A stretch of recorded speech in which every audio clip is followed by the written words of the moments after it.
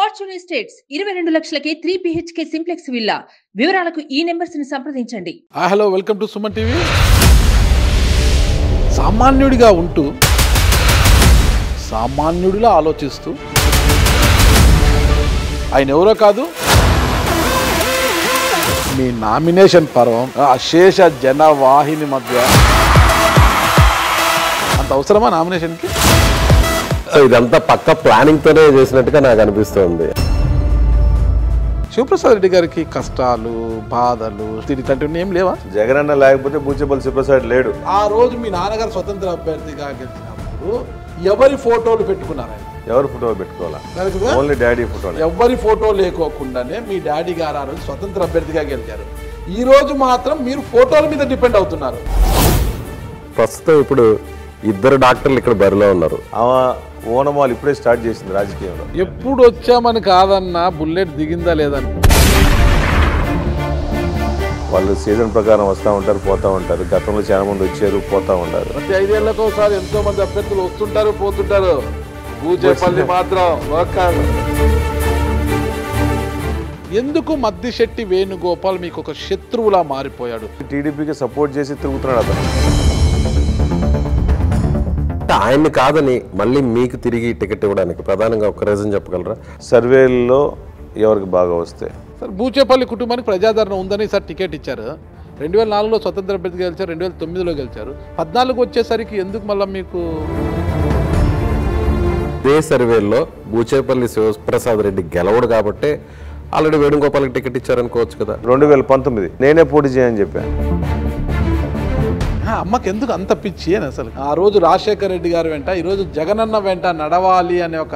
రాజశేఖర్ లాంటి చూస్తే దేవుడు లాగా అనుకుంటారు, చంద్రబాబును చూస్తే దెయ్యం లాగా ఉంటాడు. జగన్ గారిని చూస్తే జగన్మోహన్ రెడ్డి గారు ప్రతి సభలో ఒకటే అంటున్నారు, మీ ఇంట్లో మంచి జరిగి ఉంటే మీ బిడ్డకు తోడుగా మీరే నిలబండి, మీ బిడ్డకు సైనికులుగా మీరే కదలండి. అదేవిధంగా దర్శిలో కూడా బూచేపల్లి శివప్రసాద్ మీకు మంచి చేస్తాడని మీరు అనుకుంటే నాకు ఓటేయండి అని మీరు అదే దమ్ముతో చెప్పగలరు.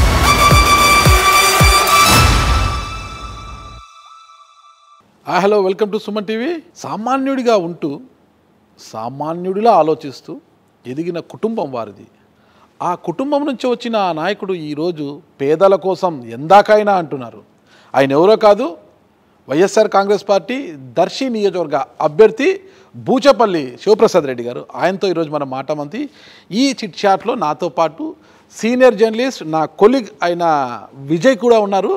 ఇద్దరం కలిసి బూచేపల్లితో కాసింత ముచ్చటించబోతున్నాము. చూడండి, ఈ ముచ్చట్లు కూడా మీరు కూడా చూసి ఆ తర్వాత మీ అభిప్రాయాలను కామెంట్స్ రూపంలో తెలియజేయండి. నమస్తే శివప్రసాద్ రెడ్డి గారు. బాగున్నారా? బాగున్నాను, మీరు బాగున్నారా? ఓకే, బాగున్నానా. 2024 సార్వత్రిక ఎన్నికలకు సంబంధించి 2వ ఘట్టాన్ని మీరు పూర్తి చేసుకున్నారు. అంటే మొదటి ఘట్టం మీ అభ్యర్థిత్వాన్ని ఖరారు చేసుకోవడం, 2వ ఘట్టం నామినేషన్, ఇంకా మిగిలింది 3వ ఘట్టం పోలింగ్. ఇంకా దానికి సమయం ఉంది, అంత ఒక 20 రోజుల సమయం ఉంది. ఏంటి 2వ ఘట్టం అంటే మీ నామినేషన్ పర్వం చాలా అట్టహాసంగా చేశారు.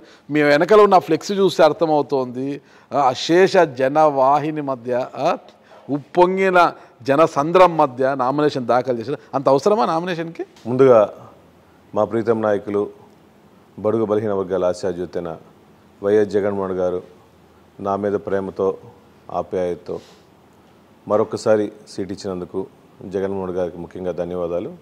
ఒకసారే కదా ఇచ్చింది? అంతకుముందు నాన్నగారి టైంలో 2009లో సీట్ ఇచ్చారు, 2014లో సీట్ ఇచ్చారు. 2009లో రాజశేఖర రెడ్డి గారు ప్లస్ జగన్ సపోర్ట్తో కూడా ఆ రోజు 14లో ఇచ్చారు. 2014 మూడోసారి. ఓకే, మూడోసారి ఒప్పుకున్నా. రెండోసారి ఓకే. ఒకటోసారి రాజశేఖర రెడ్డి గారు కాంగ్రెస్ పార్టీ బీఫామ్, అది రెండోసారి 2014లో వైఎస్ఆర్ బీఫామ్. ఓకే, 2014లో జగన్ సార్ బీఫామ్ ఇచ్చారు, మళ్ళీ 2024లో జగన్ మాకు బీఫామ్ ఇచ్చారు. ముందుగా జగన్మోహన్ గారికి ధన్యవాదాలు. ముఖ్యంగా మీరు చెప్పిన ప్రకారం ఈ నామినేషన్ విషయంకి వచ్చేళ్ళకి, మనం జగన్ సార్ మన రీసెంట్గా బస్సు యాత్ర మా ప్రాంతం నుంచి, దర్శి కుచ్చేటి ప్రాంతం నుంచి తరలి వచ్చినప్పుడు జగన్ మీద ప్రేమతో బస్సు యాత్రలో సుమారుగా 30,000 మంది 40,000 మంది జగన్మోహన్ గారితో నడిచి జగన్మోహన్ గారికి మద్దతు ఇచ్చారు. అదైన తర్వాత మన నామినేషన్కి ఇక్కడ ఈ కాన్స్టిట్యున్సీలో 90% జగన్మోహన్ గారి ప్రేమ. జగన్మోహన్ గారి ప్రేమ, జగనన్న మనిషి శివప్రసాద్ రెడ్డి. శివప్రసాద్ రెడ్డిని ఆదరించాలి, శివప్రసాద్ కుటుంబాన్ని ఆదరించాలి. బూచేపల్లి సుబ్బారెడ్డి గారు లేకపోయినా కూడా బూచేపల్లి సుబ్బారెడ్డి గారి కుటుంబానికి, వాళ్ళ కొడుకు శివప్రసాద్కి మేము అండగా ఉంటాము అని ప్రతి ఒక్క కార్యకర్త మేము మీకు మద్దతుగా ఉన్నాము, మిమ్మల్ని గెలిపించుకోవడం కోసం మేము ఉన్నామని చెప్పేసి మేము వెహికల్స్ కూడా పెట్టకపోయినా స్వచ్ఛందంగా వచ్చి మిట్ట మధ్యాహ్నం 1 o'clock నామినేషన్ వేయడానికి కూడా సుమారుగా 35,000 మంది 40,000 మంది జనాభా, ఒక సీఎం గారు వస్తే ఎలా వస్తారో జనాభా, అంత జనాభా వచ్చి మా మీద ప్రేమతో, జగనన్న మీద ప్రేమతో బూచేపల్లి కుటుంబాన్ని గెలిపించడం కోసం, బూచేపల్లి శివప్రసాద్కి అండగా ఉన్నామని చెప్పి ప్రతి కార్యకర్త కూడా వచ్చి మా ఆ రోజు నామినేషన్లో వచ్చి నన్ను మనస్ఫూర్తిగా ఆశీర్వదించిపోయారు. కార్యకర్త అంటున్నారు.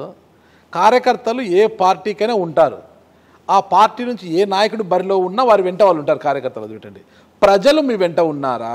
ఇప్పుడు కార్యకర్తలు అంటే ఒక గ్రామానికి 10 మంది 20 మంది ఉంటారు. 40,000 మంది వచ్చాయంటే అంటే వైఎస్ఆర్సీపీ సింపథైజర్లు, జగన్మోహన్ గారిని అభిమానించేవాళ్ళు, రాజశేఖర్ గారి కుటుంబాన్ని అభిమానించేవాళ్ళు, ప్రేమించేవాళ్ళు ఈ కాన్స్టిట్యున్సీలో కానీ, జిల్లా కానీ, స్టేట్లో అంత లెక్కలు ఉన్నారు. జగన్మోహన్ రెడ్డి గారిని అభిమానించే వాళ్ళు, రాజశేఖర రెడ్డి గారిని అభిమానించే వాళ్ళని పదే అంటున్నారు కదా. బూచేపల్లి శివప్రసాద్ రెడ్డి గారిని అభిమానించి వచ్చిన వారి సంఖ్య ఎంత ఇక్కడ మీకేమైనా అర్థమవుతుందా? అంటే వెనక మనం వచ్చేసరికి శివప్రసాద్ రెడ్డి గారు ఆ ఫ్లెక్స్ అంతా కూడా నీట్ గా డిజైన్ చేశారు, అందులో జగన్ గారి ఫోటోలు కూడా యాడ్ చేశారు. సో ఇదంతా పక్క ప్లానింగ్ తోనే చేసినట్టుగా నాకు అనిపిస్తుంది. అంతేనంటారా శివప్రసాద్ రెడ్డి గారు? అది నామినేషన్ ప్రోగ్రామ్ లో అది నా ఒరిజినల్ ఫోటో అది, కానీ మా నాయకుడు లేకపోతే నేను లేను కాబట్టి ఆ ఫోటోలో జగన్తో పాటు నేను ఉన్నా. జగనన్న లేకపోతే బూచేపల్లి శివప్రసాద్ లేడు మొదటి నుంచి. ఒప్పుకుంటారా? 100%. ఎప్పుడైనా ఎక్కడైనా జగనన్న ఫోటో లేకుంటే శివప్రసాద్కి విలువ లేదు. 100% లేదు. ఆయన ఒకటి, నేను 0. అంతే. నాకు ఆయన మీద ప్రేమ. ఈ కాన్స్టిట్యున్సీలో కానీ ఎక్కడ కూడా చేమగుర్తు ప్రాంతంలో కూడా జగన్మోహన్ గారిని ఆదరిస్తున్నారు కాబట్టి మమ్మల్ని ఆదరిస్తున్నారు. బూచేపల్లి సుబ్బారెడ్డి ఇండిపెండెంట్గా ఆ రోజు నాన్నగారు గెలిచారు. ఆ రోజు రాజశేఖర్ గారి సపోర్ట్తో ఆ రోజు బీఫామ్ రావాల్సి ఉంది, కానీ ఆ రోజు మిస్ అయింది కొన్ని కారణాల వల్ల. ఆ రోజు మేము ఆల్రెడీ ప్రచారంకి వెళ్ళిపోయాం, ఆల్రెడీ సీట్ ఇస్తామని చెప్పి ఆ రోజు ప్రచారంకి పోయారు. ఆ రోజు నమ్ముకున్న కార్యకర్తల కోసం మేము పోటీ చేయకపోతే చాలామంది కార్యకర్తలు మాతో నడిచిన, సుమారుగా 2 నెలలు 3 నెలలు కార్యకర్తలు మాతో నడిచారు. వాళ్ళు ఇబ్బంది పడే పరిస్థితి వచ్చింది. నమ్ముకున్న కార్యకర్తల కోసం ఆ రోజు పోటీ చేయాల్సి వచ్చింది. కలిసి ఆ రోజు అమ్మగారు కానీ నాన్నగారు కానీ మేము గెలిచిన తర్వాత మళ్ళీ పార్టీలోకి వస్తాము, మేము వాళ్ళు వదిలిపెట్టలేమని చెప్పి ఆ రోజు రాజశేఖర్ గారు చెప్పడం. ఎలక్షన్లు అయిన తర్వాత కూడా అసెంబ్లీ పోయిన తర్వాత అమ్మను ఉద్దేశించి, వెంకయ్యమ్మ నువ్వు పెద్ద మొండిదానివి, నువ్వు సాధించావని చెప్పి ఆ రోజు రాజశేఖర్ గారు అమ్మను మెచ్చుకోవటం. ఇంకా అక్కడి నుంచి ఇంకా రాజశేఖర్ గారితో పాటు కంటిన్యూ అవ్వటం. ఆ రోజు మీ నాన్నగారు స్వతంత్ర అభ్యర్థిగా గెలిచినప్పుడు ఎవరి ఫోటోలు పెట్టుకున్నారు? ఆయన ఎవరి ఫోటోలు పెట్టుకోవాలా? Only daddy photo. ఎవరి ఫోటో లేకోకుండానే మీ డాడీ గారు ఆ రోజు స్వతంత్ర అభ్యర్థిగా గెలిచారు. ఈ రోజు మాత్రం మీరు ఫోటోల మీద డిపెండ్ అవుతున్నారు. అంటే రాజశేఖర రెడ్డి గారు తనయుడు జగన్మోహన్ రెడ్డి గారి ఫోటో లేకపోతే నేను 0 అని మీరు ఒప్పుకుంటున్నారు. అప్పుడు ఇక్కడ నాన్నగారి యొక్క చరిష్మా మీకు లేదనే కదా? నాన్నగారి చరిష్మా ఉంది, జగన్మోహన్ గారితో పాటు ఉంది. నాన్నగారికి ఆ రోజు రాజశేఖర రెడ్డి గారి బొమ్మ లేకపోయినా ఇక్కడ ప్రజలు ఆదరించారు. 2004కి 2024కి చాలా తేడా ఉంది, రాజకీయాలు తేడా ఉన్నాయి. అదే తేడా ఏంటి? ఆ రోజు 2004లో డాడీ చేసిన ప్రకాశం జిల్లాలో చేసిన చారిటబుల్ ట్రస్ట్ ద్వారా విపరీతంగా ఆదరణ వచ్చింది. ఆ రోజు ప్రతి గ్రామానికి ఇప్పుడు మంచినీళ్ళు వస్తు కావంటే పంపించేవాళ్ళం, అంబులెన్స్లు కావంటే పంపించేవాళ్ళం. ప్రతి గుడికి, గోపురానికి, మసీదుకి డాడీ ఇచ్చిన రాయి 100% అన్ని చోట్ల ఉంటుంది. ఆ వేవ్ అన్ని చోట్ల మనం ఎక్స్పెక్ట్ చేయలేం. కరెక్టే, కానీ నాన్నగారు ఒక సాధారణ ఆర్టీసీ కండక్టర్గా విధులు నిర్వహించి ఉద్యోగ విరమణ చేసి ప్రజల మధ్యకు వచ్చారు. అంటే ఒక ఆర్టీసీ కండక్టర్గా ఉన్న ఆయన ప్రజల మధ్యకు వచ్చి అంత చరిష్మా కూడగట్టుకొని ఎవరి బొమ్మ లేకుండా తన బొమ్మతోనే గెలిచారు అంటే అప్పుడు ఆయన ఖ్యాతి ఎంత? వెలగట్లేని ఖ్యాతి అది. మరి ఆ ఖ్యాతిలో మీకు ఈ రోజు 50% అయినా ఉందా? ఈ రోజు సిచ్యువేషన్ ప్రకారం మేము జగన్తో పాటు నడుస్తున్నాం కాబట్టి అది జగనన్న ప్లస్ బూచేపల్లి ఈ కాన్స్టిట్యున్సీలో ఇద్దరు ఒకటే చూస్తున్నాడు. జగనన్న వేరు, బూచేపల్లి వేరు కాదు, ఒకటే ఏడా. ఒక్క స్ట్రైట్గా ఆన్సర్ చేయండి నాకు. మీరు నాన్నగారు ఆ రోజు ఇండిపెండెంట్ గెలిచారు కదా, ఈరోజు జగనన్న లేదు నేను 0 అంటున్నారు కదా. జగన్మోహన్ రెడ్డి గారు మీకు టికెట్ ఇవ్వలేదు, నేను పోటీ చేయను. పోటీ చేయరు? 100% పోటీ. అంటే స్వతంత్ర అభ్యర్థిగా పోటీ చేసి డిపాజిట్ కూడా రాదేమని భయమా? ఇదే కాన్స్టిట్యున్సీలో పోయినసారి నాన్నగారికి ఆరోగ్యం బాగాలేనప్పుడు ఈ ప్రాంతానికి, దర్శి ప్రాంతానికి, నూతలపాడు ప్రాంతానికి ఆ రోజు నా చేతనైనంత వరకు నేను సపోర్ట్ చేసి కార్యకర్తలందరికీ చెప్పి, నాతో పాటు నమ్ముకున్న వాళ్ళందరికీ చెప్పి ఓట్లేసి గెలిపించాం ఆ రోజు. ఇప్పుడు కూడా శివప్రసాద్ రెడ్డికి బలం లేదని అనుకో. నేను అసలు ఈ రాజకీయాల్లో వచ్చిందే రాజశేఖర్ గారి భిక్షతో. ఒకసారి ఇండిపెండెంట్గా ఆ రోజు అవసరం వేయాల్సి వచ్చింది. ఇంకా మాకు అవసరం లేదు, ఇండిపెండెంట్ ఆలోచన అవసరం లేదు, బూచేపల్లి కుటుంబానికి అవసరం లేదు. మేము ఎప్పుడు అడిగితే అప్పుడు సీటు ప్రేమతో ఆప్యాయంగా గౌరవంగా మేము బతిమలాడైనా ఫైట్ చేసైనా జగన్మోహన్ గారి మీద మాకు ప్రేమ ఉంది, మేము ఫైట్ చేసినా బీఫామ్ తెచ్చుకుంటాం ధైర్యం మాకుంది. అసలు ఇండిపెండెంట్ ఆలోచన కట్టే కాలే వరకు వైసీపీలోనే ఉంటా, నేను చనిపోయినా కూడా నా శవంపై వైసీపీ జెండా కప్పాలి, అది నా కోరిక అన్న నాయకులు కూడా ఈరోజు జెండాలు మార్చేశారు. ఓకేనా? అందులో మీరేం అతీతులు కాదు. ఎవరైనా పరిస్థితులు అనుగుణంగా ఆ రోజు రాజకీయ సమీకరణలు కావచ్చు, ఏవైనా కావచ్చు, కార్యకర్తల ఒత్తిళ్లు కావచ్చు, ఏదైనా కావచ్చు, పార్టీలు మారే అవకాశాలు చాలా ఉంటాయి. ఎంతటి వారికైనా తప్పదు అది. ఆ సందర్భమే బూచేపల్లి శివప్రసాద్ రెడ్డికి వస్తే, ఆ రోజు జగన్ బొమ్మ స్థానంలో వేరే బొమ్మ వస్తే గెలవగల దమ్ము ధైర్యం మీకుందా? ఆ సిచ్యువేషను మొన్న ఎలక్షన్స్ ముందు కావాలని టీడీపీ వాళ్ళు మమ్మల్ని పార్టీ మారమని చెప్పేసి నానా రకాలుగా ఇబ్బంది పెట్టి నాన్నగారిని కూడా అరెస్ట్ చేసి జైలుకి పంపించారు. మాకు సంబంధం లేని విషయాన్ని వేరే పాప ఎక్కడో చనిపోతే, మీ కాలేజ్ స్టూడెంట్ కదా? మా కాలేజ్ స్టూడెంట్ వాళ్ళ ఇంట్లో చనిపోయింది. ఓకే. మా కాలేజీలో చనిపోవాలా? నారాయణ అటువంటి విద్యా సంస్థలోనే కాలేజీలో చనిపోయిన వాళ్ళని అరెస్ట్ చేయ ఇట్లా ఎంతమంది పిల్లలు చనిపోతున్నారు. వాళ్ళ వ్యక్తిగత సమస్యల ప్రకారం ఆ అమ్మాయి ఆ ఇంట్లో చనిపోయింది. వాళ్ళ ఇంట్లో మా కాలేజీలో కూడా చనిపోవాలా? దాన్ని కావాలని రాజకీయంగా పులిమి ఆ రోజు లోకేష్ గారు చంద్రబాబు నాయుడు గారు పార్టీలోకి వస్తారా అరెస్ట్ చేయమని అడిగారు. దాని తర్వాత క్వారీలు కూడా ఆపేశారు. సుమారుగా 2 సంవత్సరాల క్వారీ అడిగారా? పార్టీలోకి వస్తారా? 100% అడిగారు. మేము లోకేష్ గారు వేరే వాళ్ళని పంపించారు. మేము 100% ఆ రోజు చెప్పాము, మేము మారేదే లేదు, మేము అరెస్ట్ చేసుకోండి, క్వారీలు ఆపుకోండి, ఎన్ని చేసుకున్నా కూడా ఆయనతోనే ఉంటాము, రాజశేఖర్ గారి కుటుంబంతో నడుస్తాము అని చెప్పి అందరికి చెప్పడం. మళ్ళీ ఎలక్షన్లో ఇప్పుడు ఇంకో అవకాశం వచ్చింది, మళ్ళీ పోటీ చేస్తున్నాం. పదవులు శాశ్వతం కాదు. నాకు 2009లోనే నాన్నగారు మీద ప్రేమ, నాన్నగారు సీటు శివప్రసాద్కి సీటు ఇవ్వమన్నప్పుడు ఆ రోజు రాజశేఖర్ గారు ఇచ్చారు. నేను నా 27 సంవత్సరాల్లోనే ఎమ్మెల్యే సీటు చేసి అయిపోయింది. కానీ నాది ఇప్పుడు మెయిన్ కోరిక ఏంటంటే 2014లో దర్శిలో నేను ఓడిపోయాను. పెద్దలు చెప్పేది ఎక్కడ బాగొట్టుకున్నారో ఆడే సంపాదించుకుని పెద్దలు చెప్పారు. అందువల్ల నేను పట్టుబట్టి 2009లో రాజశేఖర్ గారితో పాటు అసెంబ్లీలో కూర్చున్నా. మళ్ళీ 2024లో జగన్మోహన్తో పాటు అసెంబ్లీలో కూర్చోవాలి. నా దేయం అంతే కాన్సెప్ట్. మొట్టమొదటి ఎమ్మెల్యే అయింది 33 సంవత్సరాలు కదా? కాదు, 27-28 సంవత్సరాలకి. అప్పుడు రాజశేఖర రెడ్డి గారు మీ యాక్టివ్ చూసి నిజంగా రాజకీయాల్లోకి తీసుకురావాలని ఆయనే స్వయంగా మిమ్మల్ని పిలిచారండి నిజంగా? ఆ రోజు అప్పుడు నేను ఎంపీపీగా ఉన్నాను, చేమగుర్తి ఎంపీపీగా ఉన్నాను, నాన్న ఎమ్మెల్యేగా ఉన్నారు. ఆ రామతీర్థం రిజర్వాయర్ అని చెప్పి చేమగుర్తిలో రిజర్వాయర్ రాజశేఖర్ గారు ఓపెనింగ్ వస్తే అక్కడి నుంచి సుమారుగా 10 కిలోమీటర్ల అవతల ఇంకో హెలిప్యాడ్ పెట్టారు. ఆ హెలిప్యాడ్ దగ్గర నుంచి కాలేజీ ఓపెనింగ్ వచ్చారు. ఆ కాలేజీ బస్సు ముందు నేను పరిగెత్తుకుంటూ వెళ్తా ఉన్నా, ఒక కార్యకర్త బాగుతున్నాను. రాజశేఖర్ గారు నాన్న అడిగారంట, ఎవరని? మా కొడుకు అని చెప్పాడంట. ఏం చేస్తున్నా అంటే డాక్టర్ కంప్లీట్ అయింది అన్నాడు. ఆ రోజు ఓహో మంచి బాగా యాక్టివ్గా ఉన్నాడంటే నెక్స్ట్ టైం సీటు విషయంకి వచ్చేళ్ళకి డాక్టర్ గారి సీటు నీకే సీటు అన్నారు. డాడీ కూడా నాకు వదిలి డాక్టర్ గారికి ఇచ్చేయమని చెప్పారు. అంటే డాక్టర్ నేను అంటే ఒక డాక్టర్ ఇంకొక డాక్టర్ని పాలిటిక్స్లో యాక్టివ్గా అవుతాడు, ఇలా ఫ్యూచర్లో ఎమ్మెల్యే అవుతాడు అప్పుడు గుర్తుపెట్టారు. అతను విజన్ నాయకుడు కాబట్టి, అతను సీనియారిటీ తెలుసు కాబట్టి ఎవరు యాక్టివ్గా ఉన్నారు, ఎవరైతే కొంచెం అందుబాటులో ఉంటారు, ఆ కుటుంబాన్ని ఆదరించాలని చెప్పేసి. ఇంకా అసలు ఆ రోజు నాన్నగారు ఇండిపెండెంట్ గెలిచినా కూడా ఇప్పుడు ఏమైనా నాకు అగ్నెస్ట్గా పోటీ చేసి ఇండిపెండెంట్ గెలిచాను ఇప్పుడు రాజశేఖర్ గారు మనసులో పెట్టుకోవాలా. సుబ్బారెడ్డి మా సొంత మనిషి, ఎంబడే పిలిచి స్టవ్ వేయించుకున్నాడు, హ్యాపీగా ఆ రోజు పార్టీలో చేరిపోయాడు. కానీ రాజశేఖర రెడ్డి గారు ఆశీస్సులతోనే నాన్న ఆ రోజు స్వతంత్ర అభ్యర్థిగా బరిలోకి దిగారు. అది లేలే పాప.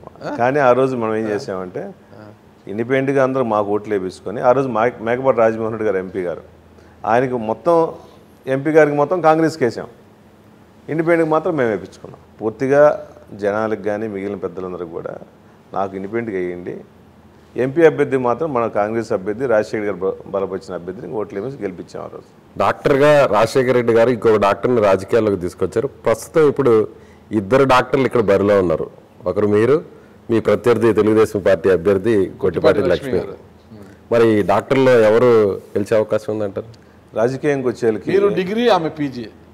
ఇక రాజకీయంకి వచ్చేళ్ళకి 20 సంవత్సరాలు నేను ఇక్కడ రాజకీయం చేస్తుంటే పీజీ మాస్టర్స్ అన్ని ఎక్కువ తీసేసుకున్నారు. రాజకీయం అన్ని చేశారు అయిపోయింది.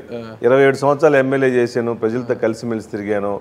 అందరి సమస్యలు ఈ కాన్స్టిట్యుయెన్సీలో కానీ మా చుట్టుపక్కల ప్రాంతాల్లో అమ్మ జెడ్పీ చైర్పర్సన్ అయిన తర్వాత ఈ ప్రాంతాల్లో ఏమేమి జరుగుతుంది, పూర్తిగా అవగాహన ఉంది. ఇది నాది 5వ ఎలక్షన్ సుమారుగా, ఇది ఎమ్మెల్యే ఎలక్షన్ 5వ ఎలక్షన్. అమ్మాయి ఫస్ట్ ఎలక్షన్ చేస్తుంది. అమ్మాయి ఆమె ఓనమాలు ఇప్పుడే స్టార్ట్ చేసింది రాజకీయంలో. ఇక్కడ క్యాండిడేట్ని కూడా చూసుకుంటారు, వాళ్ళ ఫ్యామిలీ ఏం చేశారు కాదన్నా, బుల్లెట్ దిగిందా లేదా అది వాళ్ళకే దిగుతుంది. బుల్లెట్ వాళ్ళకే దిగుతుంది, మాకు కాదు. అసలు ఈసారి సోషల్ మీడియాలో ఫుల్ ట్రెండింగ్ లో ఉన్నారు ఆవిడ. ఇటీవల చూస్తే ఒక గర్భిణీ స్త్రీ ఒక ప్రైవేట్ ఆసుపత్రిలో పురిటి నొప్పులతో బాధపడుతుంటే అక్కడ డాక్టర్ అందుబాటులో లేకపోతే ప్రచారంలో ఇదే దర్శి నగర పద్ధతిలో 11వ వార్డు 12వ వార్డులలో ఆమె ప్రచారంలో ఉంటే విషయం తెలిసిన వెంటనే ఒక్క ఉదుటన అక్కడికి వెళ్ళి ఆమెకి సిజరీన్ చేసి 12 బిడ్డకు జన్మనిచ్చేలా చేసింది ఆవిడ. ఆ విషయం అంతా సోషల్ మీడియాలో ట్రెండ్ అవుతుంది. అదే కదా బుల్లెట్ దిగిందా లేదా అనేది. ఇప్పుడు మామూలుగా మనం ఇక్కడ జర్నీ చేసేప్పుడు ఏమైనా యాక్సిడెంట్ జరిగింది అనుకోండి, అప్పుడు డాక్టర్ అందుబాటులో ఉంటే ఎమ్మటే కేర్ తీసుకొని ప్రైమరీ ఫస్ట్ ఎయిడ్ చేసి హాస్పిటల్కి పంపిస్తూ ఉంటాం. దర్శి ప్రాంతం సుమారుగా 25 సంవత్సరాల నుంచి చాలామంది సీనియర్ డాక్టర్లు ఉన్నారు ఇక్కడ. ఇదే ప్రాంతంలో ఉండేసి అందరికి అందుబాటులో ఉండి ఎప్పుడు డాక్టర్లు పిలిస్తే అప్పుడు వస్తున్నారు. ఒక చిన్న హాస్పిటల్లో అక్కడ అనస్థిస్ట్ ఉన్నాడో లేదో తెలియని ప్రాంతంలో హాస్పిటల్లో ముందే ప్లాన్ చేసుకొని వాళ్ళు డెలివరీ ప్లాన్ చేశారు. ఆ రోజు నామినేషన్ ప్రోగ్రామ్ ఉంది. ఇంకా అంతకన్నా సీనియర్లు చాలామంది డాక్టర్లు ఉన్నారుగా. ఇప్పుడు లక్ష్మి గారు రాకముందు కూడా అందరు ఏ హాస్పిటల్కి పోయేవాళ్ళు? ఇక్కడ సుమారుగా 8-9 పెద్ద పెద్ద హాస్పిటల్స్ ఉన్నాయి. అన్ని హాస్పిటల్కి పోయేవాళ్ళు కదా. ఇప్పుడు ఏ లక్ష్మి గారినే పిలవాల్సిన అవసరం ఏముంది? ఇంకా చాలామంది డాక్టర్లు ఉన్నారు, చాలామంది సీనియర్లు ఉన్నారు ఇక్కడ అందుబాటులో ఉన్నారు. లేని అవసరమైతే గవర్నమెంట్ హాస్పిటల్కి వచ్చి డెలివరీ చేసేవాళ్ళు ఉన్నారు, అదే హాస్పిటల్కి వచ్చి డెలివరీ చేసేవాళ్ళు ఉన్నారు. లక్ష్మీరావు గారు రాకముందు ఈ ప్రాంతాల్లో డెలివరీ జరగలేదా? ఏమైనా ఎమర్జెన్సీలో వస్తే చేయట్లేదా? ఇక్కడ అంతా డాక్టర్లు అందరూ కోఆర్డినేషన్ బాగానే ఉంది పాపం. ఏ చిన్న సమస్య వచ్చినా ఒక బిడ్డని ప్రాణాలను కాపాడుకోవడం కోసం ప్రతి ఒక్కరు ఎఫర్ట్ చేసి కష్టపడతారు. నిజంగా ఎమర్జెన్సీ అయితే రావచ్చు, సేవ్ చేయొచ్చు. కానీ ఇది క్లియర్గా అదే రోజు నామినేషన్ రోజు కావాలని ఆ వార్డులో ప్లాన్ చేసి అక్కడ తెప్పించి బిడ్డ ప్రసవాన్ని కూడా రాజకీయంగా వాడుకుంటున్నారంటారా? వాళ్ళు నాకు అన్న చెప్పి వాళ్ళు సోషల్ మీడియాలో కానీ చంద్రబాబు నాయుడుకి మెయిన్గా వాళ్ళకి వెన్నతో పట్టిన విద్య పబ్లిసిటీ చేయటం, ఏ విధంగా ట్రెండింగ్ చేయటం, వాళ్ళు పబ్లిసిటీ చేసుకుని ట్రెండింగ్ విద్య అనమాట. ఇంతమంది డాక్టర్లు ఉండగా లక్ష్మి గారు ఎందుకు గుర్తొచ్చారు? ఇంతమంది 25 సంవత్సరాలు ఇదే ప్రాంతంలో ఉన్న చాలామంది డాక్టర్లు ఇక్కడ ఉన్నారు, చేస్తున్నారు సీనియర్లు కూడా. ఆమెకన్నా సీనియర్లు కదా, ఆమె 6 సంవత్సరాల ఎక్స్పీరియన్స్ ఉందనుకోవచ్చు. మంచి డాక్టర్, నేను కాదనట్లేదు, మంచి డాక్టర్. నాకు ప్రాంతం తెలియదు, వాళ్ళు నర్సరాపేటలో ఉన్నారు. ఇక్కడ మా ప్రాంతం వాళ్ళు అందుబాటులో ఉండేవాళ్ళు 25 సంవత్సరాల నుంచి ప్రాక్టీస్ చేసేవాళ్ళు. పిలిస్తే ఏ హాస్పిటల్ కానీ డెలివరీ చేస్తారు. వాళ్ళు చిన్న హాస్పిటల్కి తీసుకుపోయి ఆడ అనస్థిస్ట్ ఉన్నారో లేదో తెలియని ప్రాంతం తీసుకొచ్చి ఎందుకు చేశాను? 100% పబ్లిసిటీ అంటే ఇది. మేము ట్రెండ్ చేయాలి దీన్ని. ఆ నామినేషన్ జనాలు సుమారుగా 35,000 మంది 40,000 మంది జనాన్ని డైవర్ట్ చేయడం కోసం ఒక పబ్లిక్ స్టంట్గా వాడారు. మీరు MBBS పూర్తి చేశారు శివప్రసాద్ గారు. నిజంగా ఎవరికైనా ఎమర్జెన్సీ అయితే రాజకీయాల లేకపోతే ప్రొఫెషన్ ఇవన్నీ పక్కన పెట్టేసి ఎవరైనా ట్రీట్మెంట్ చేయడం తప్పులేదు కదా? ట్రీట్మెంట్ చేయడం నిజంగా తప్పులేదు. ఈ డాక్టర్ వృత్తిలో చేసే వాళ్ళైనా సమాజం కోసం ఇప్పుడు ఎమర్జెన్సీ వచ్చినా చేయాల్సిన అవసరం ఉంది. కానీ దీన్ని రాజకీయంగా ఈ డాక్టర్ వృత్తిని వాడుకోవడమే బాగలే. అదే ప్లేస్లో మీరు చేస్తుంటే అవతల వాళ్ళు ఇదే మాట మిమ్మల్ని అంటే? నేను యాక్చువల్గా రోడ్డు మీద యాక్సిడెంట్ జరిగిన వాళ్ళందరూ చాలాసార్లు, మొన్న రీసెంట్గా జగన్ సార్ ప్రోగ్రామ్ అప్పుడు కూడా ఒక రోడ్డు మీద యాక్సిడెంట్ అయింది. ఎమ్మడే నా కారులో ఎత్తపోయి హాస్పిటల్లో పెట్టేసుకుని నేను అదేం ట్రెండ్ చేసుకోలేదుగా. ఎవరో సోషల్ మీడియా పిల్లడు ఎవరో తీసి పెట్టాడు, సుమారుగా 1,00,000 లైక్లు వచ్చింది. నేను పర్సనల్గా పోయి ఫోటోలు తీపించుకొని హాస్పిటల్ అడ్మిట్ చేసి నేను రాజకీయం చేసే ఆలోచన నాకు లేదు. నిజంగా ఎండ్ పాయింట్ ఆ పేషెంట్ బెనిఫిట్ పొందాడు లేదా పాయింట్. నిజంగా ఆ రోజు యాక్సిడెంట్ సేవ్ చేసాం. ఇది కూడా నిజంగా అవసరమైతే పోవచ్చు. కానీ ఆమె చేసిన ఆ రోజు స్టంట్ ప్రకారం అంటే దర్శిలో డాక్టర్లు గైనకాలజిస్ట్ లేరనే బిల్డప్ ఇచ్చారు. ఇదంతా పొలిటికల్ స్టంట్ అనుకోవచ్చు కదా. నేను కారులో తీసుకెళ్ళి పెట్టాను అదంతా కూడా. ఈ సందర్భంగా నేను ఒక్కటి గుర్తు చేసుకుంటా. పొద్దున మీ ఇంట్లోకి వస్తున్నాను, మీ ఇంటి బయట చైర్స్ వేశారు. సామాన్యులు అంటే అతి సామాన్యులు చాలా పేదవారు అనుకుంటా వాళ్ళు. మీ ఇంటి బయట చైర్స్లో వరుస కూర్చున్నారు. అంతా కూడా నాకు తెలిసి ఎందుకు వచ్చారు మీ దగ్గర తెలియదు. వాళ్ళు టీ తాగుతున్నారు క్లాసుల్లో. వాళ్ళకి టీ ఇచ్చి చైర్లలో కూర్చోబెట్టారు. కేవలం ఇప్పుడు ఎలక్షన్ సీజన్ కాబట్టి అలాంటి సామాన్యులు మీ ఇంటికి వచ్చి కుర్చీలో కూర్చొని టీ తాగుతున్నారా? టీ తాగే అవకాశం ఉందా? ఎలక్షన్ తర్వాత కూడా అదే పరిస్థితి ఉంటా పేదలకు? అంటే మేము వస్తున్నామని ముందుగా మీకు తెలుసు కాబట్టి కావాలని అలా ప్రీ ప్లానింగ్ సెట్ చేశారా? ఈ ఇల్లు గృహప్రవేశం కాంచి ప్రతి ఒక్కరు ఈ ఇంటికి వచ్చిన వాళ్ళు కాఫీలు తాగిపోవాల్సిందే, అన్నం తినిపోవాల్సిందే, మజ్జిగ ఉంటే మజ్జిగ తాగిపోవాల్సిందే. నేను మొదటి నుంచి కూడా చెప్పి ఇది నా ఇల్లు కాదు, నాకు ఒక బెడ్రూమ్ మాత్రం చాలు, మిగిలినంతా మీరే వాడుకోండి స్వామి. ఇది మొత్తం దర్శి కాన్స్టిట్యున్సీకి చుట్టుపక్కల ప్రాంతానికి ఒక ఇల్లే. ప్రతి ఆడబిడ్డకు కూడా ఇది పుట్టినిల్లు లాంటి ఉంటుంది. ఎప్పుడైనా వచ్చి మీ తమ్ముడు మీ అన్న ఇప్పుడు మీకు సహాయం చేస్తారని ఆ రోజు చెప్పాం. ఇప్పుడు ఆడబిడ్డలకేనా? చెప్తాం. ఆడబిడ్డలు తమ్ముళ్ళకి అన్నలకి లేదా? అందరికీ ఉంది. కానీ మీరు చెప్పిన ప్రకారం ఉదయాన్నే రాత్రి ప్రచారం వేళకి 2 అవుతుంది, ఇంకే మీటింగ్స్ అయిన తర్వాత ఉదయాన్నే లేచి 6:30 లేచి అదే టీ తాగుతాను నేను. అక్కడ వస్తే ఉదయాన్నే లేచి అదే నైట్ డ్రెస్లో మాట్లాడి పంపిస్తూ ఉంటా. ఈరోజు మీరు వస్తున్నారు కాబట్టి కొంచెం ఫ్రెష్ అప్ అవ్వడం వల్ల కొంచెం ఎక్కువ మంది వచ్చి ఉంటారు జనాలు. అది వాళ్ళు బోర్ విషయాలు మొత్తం మీద సోషల్ మీడియాలో గొట్టిపాటి లక్ష్మి గారితో పోలిస్తే బూచేపల్లి గారు చాలా వెనకబడ్డారు అంటున్నారా? అంటే సోషల్ మీడియా ఓటు లేపించు కదన్నా, ప్రజల అభిమానం గుండెల్లో ఉండాలన్నా. ఓకే, ఇప్పుడు ట్రెండింగ్ అవుతుండొచ్చు కానీ ఇది ఎంతమంది చూస్తారు? చాలా తక్కువ మంది. కానీ గ్రౌండ్ లెవెల్లో ప్రజలకు అందుబాటులో ఉండే నాయకులు ఈ సోషల్ మీడియాలో చూస్తే మా అయితే 1000 మంది 2000 మంది చూస్తారు.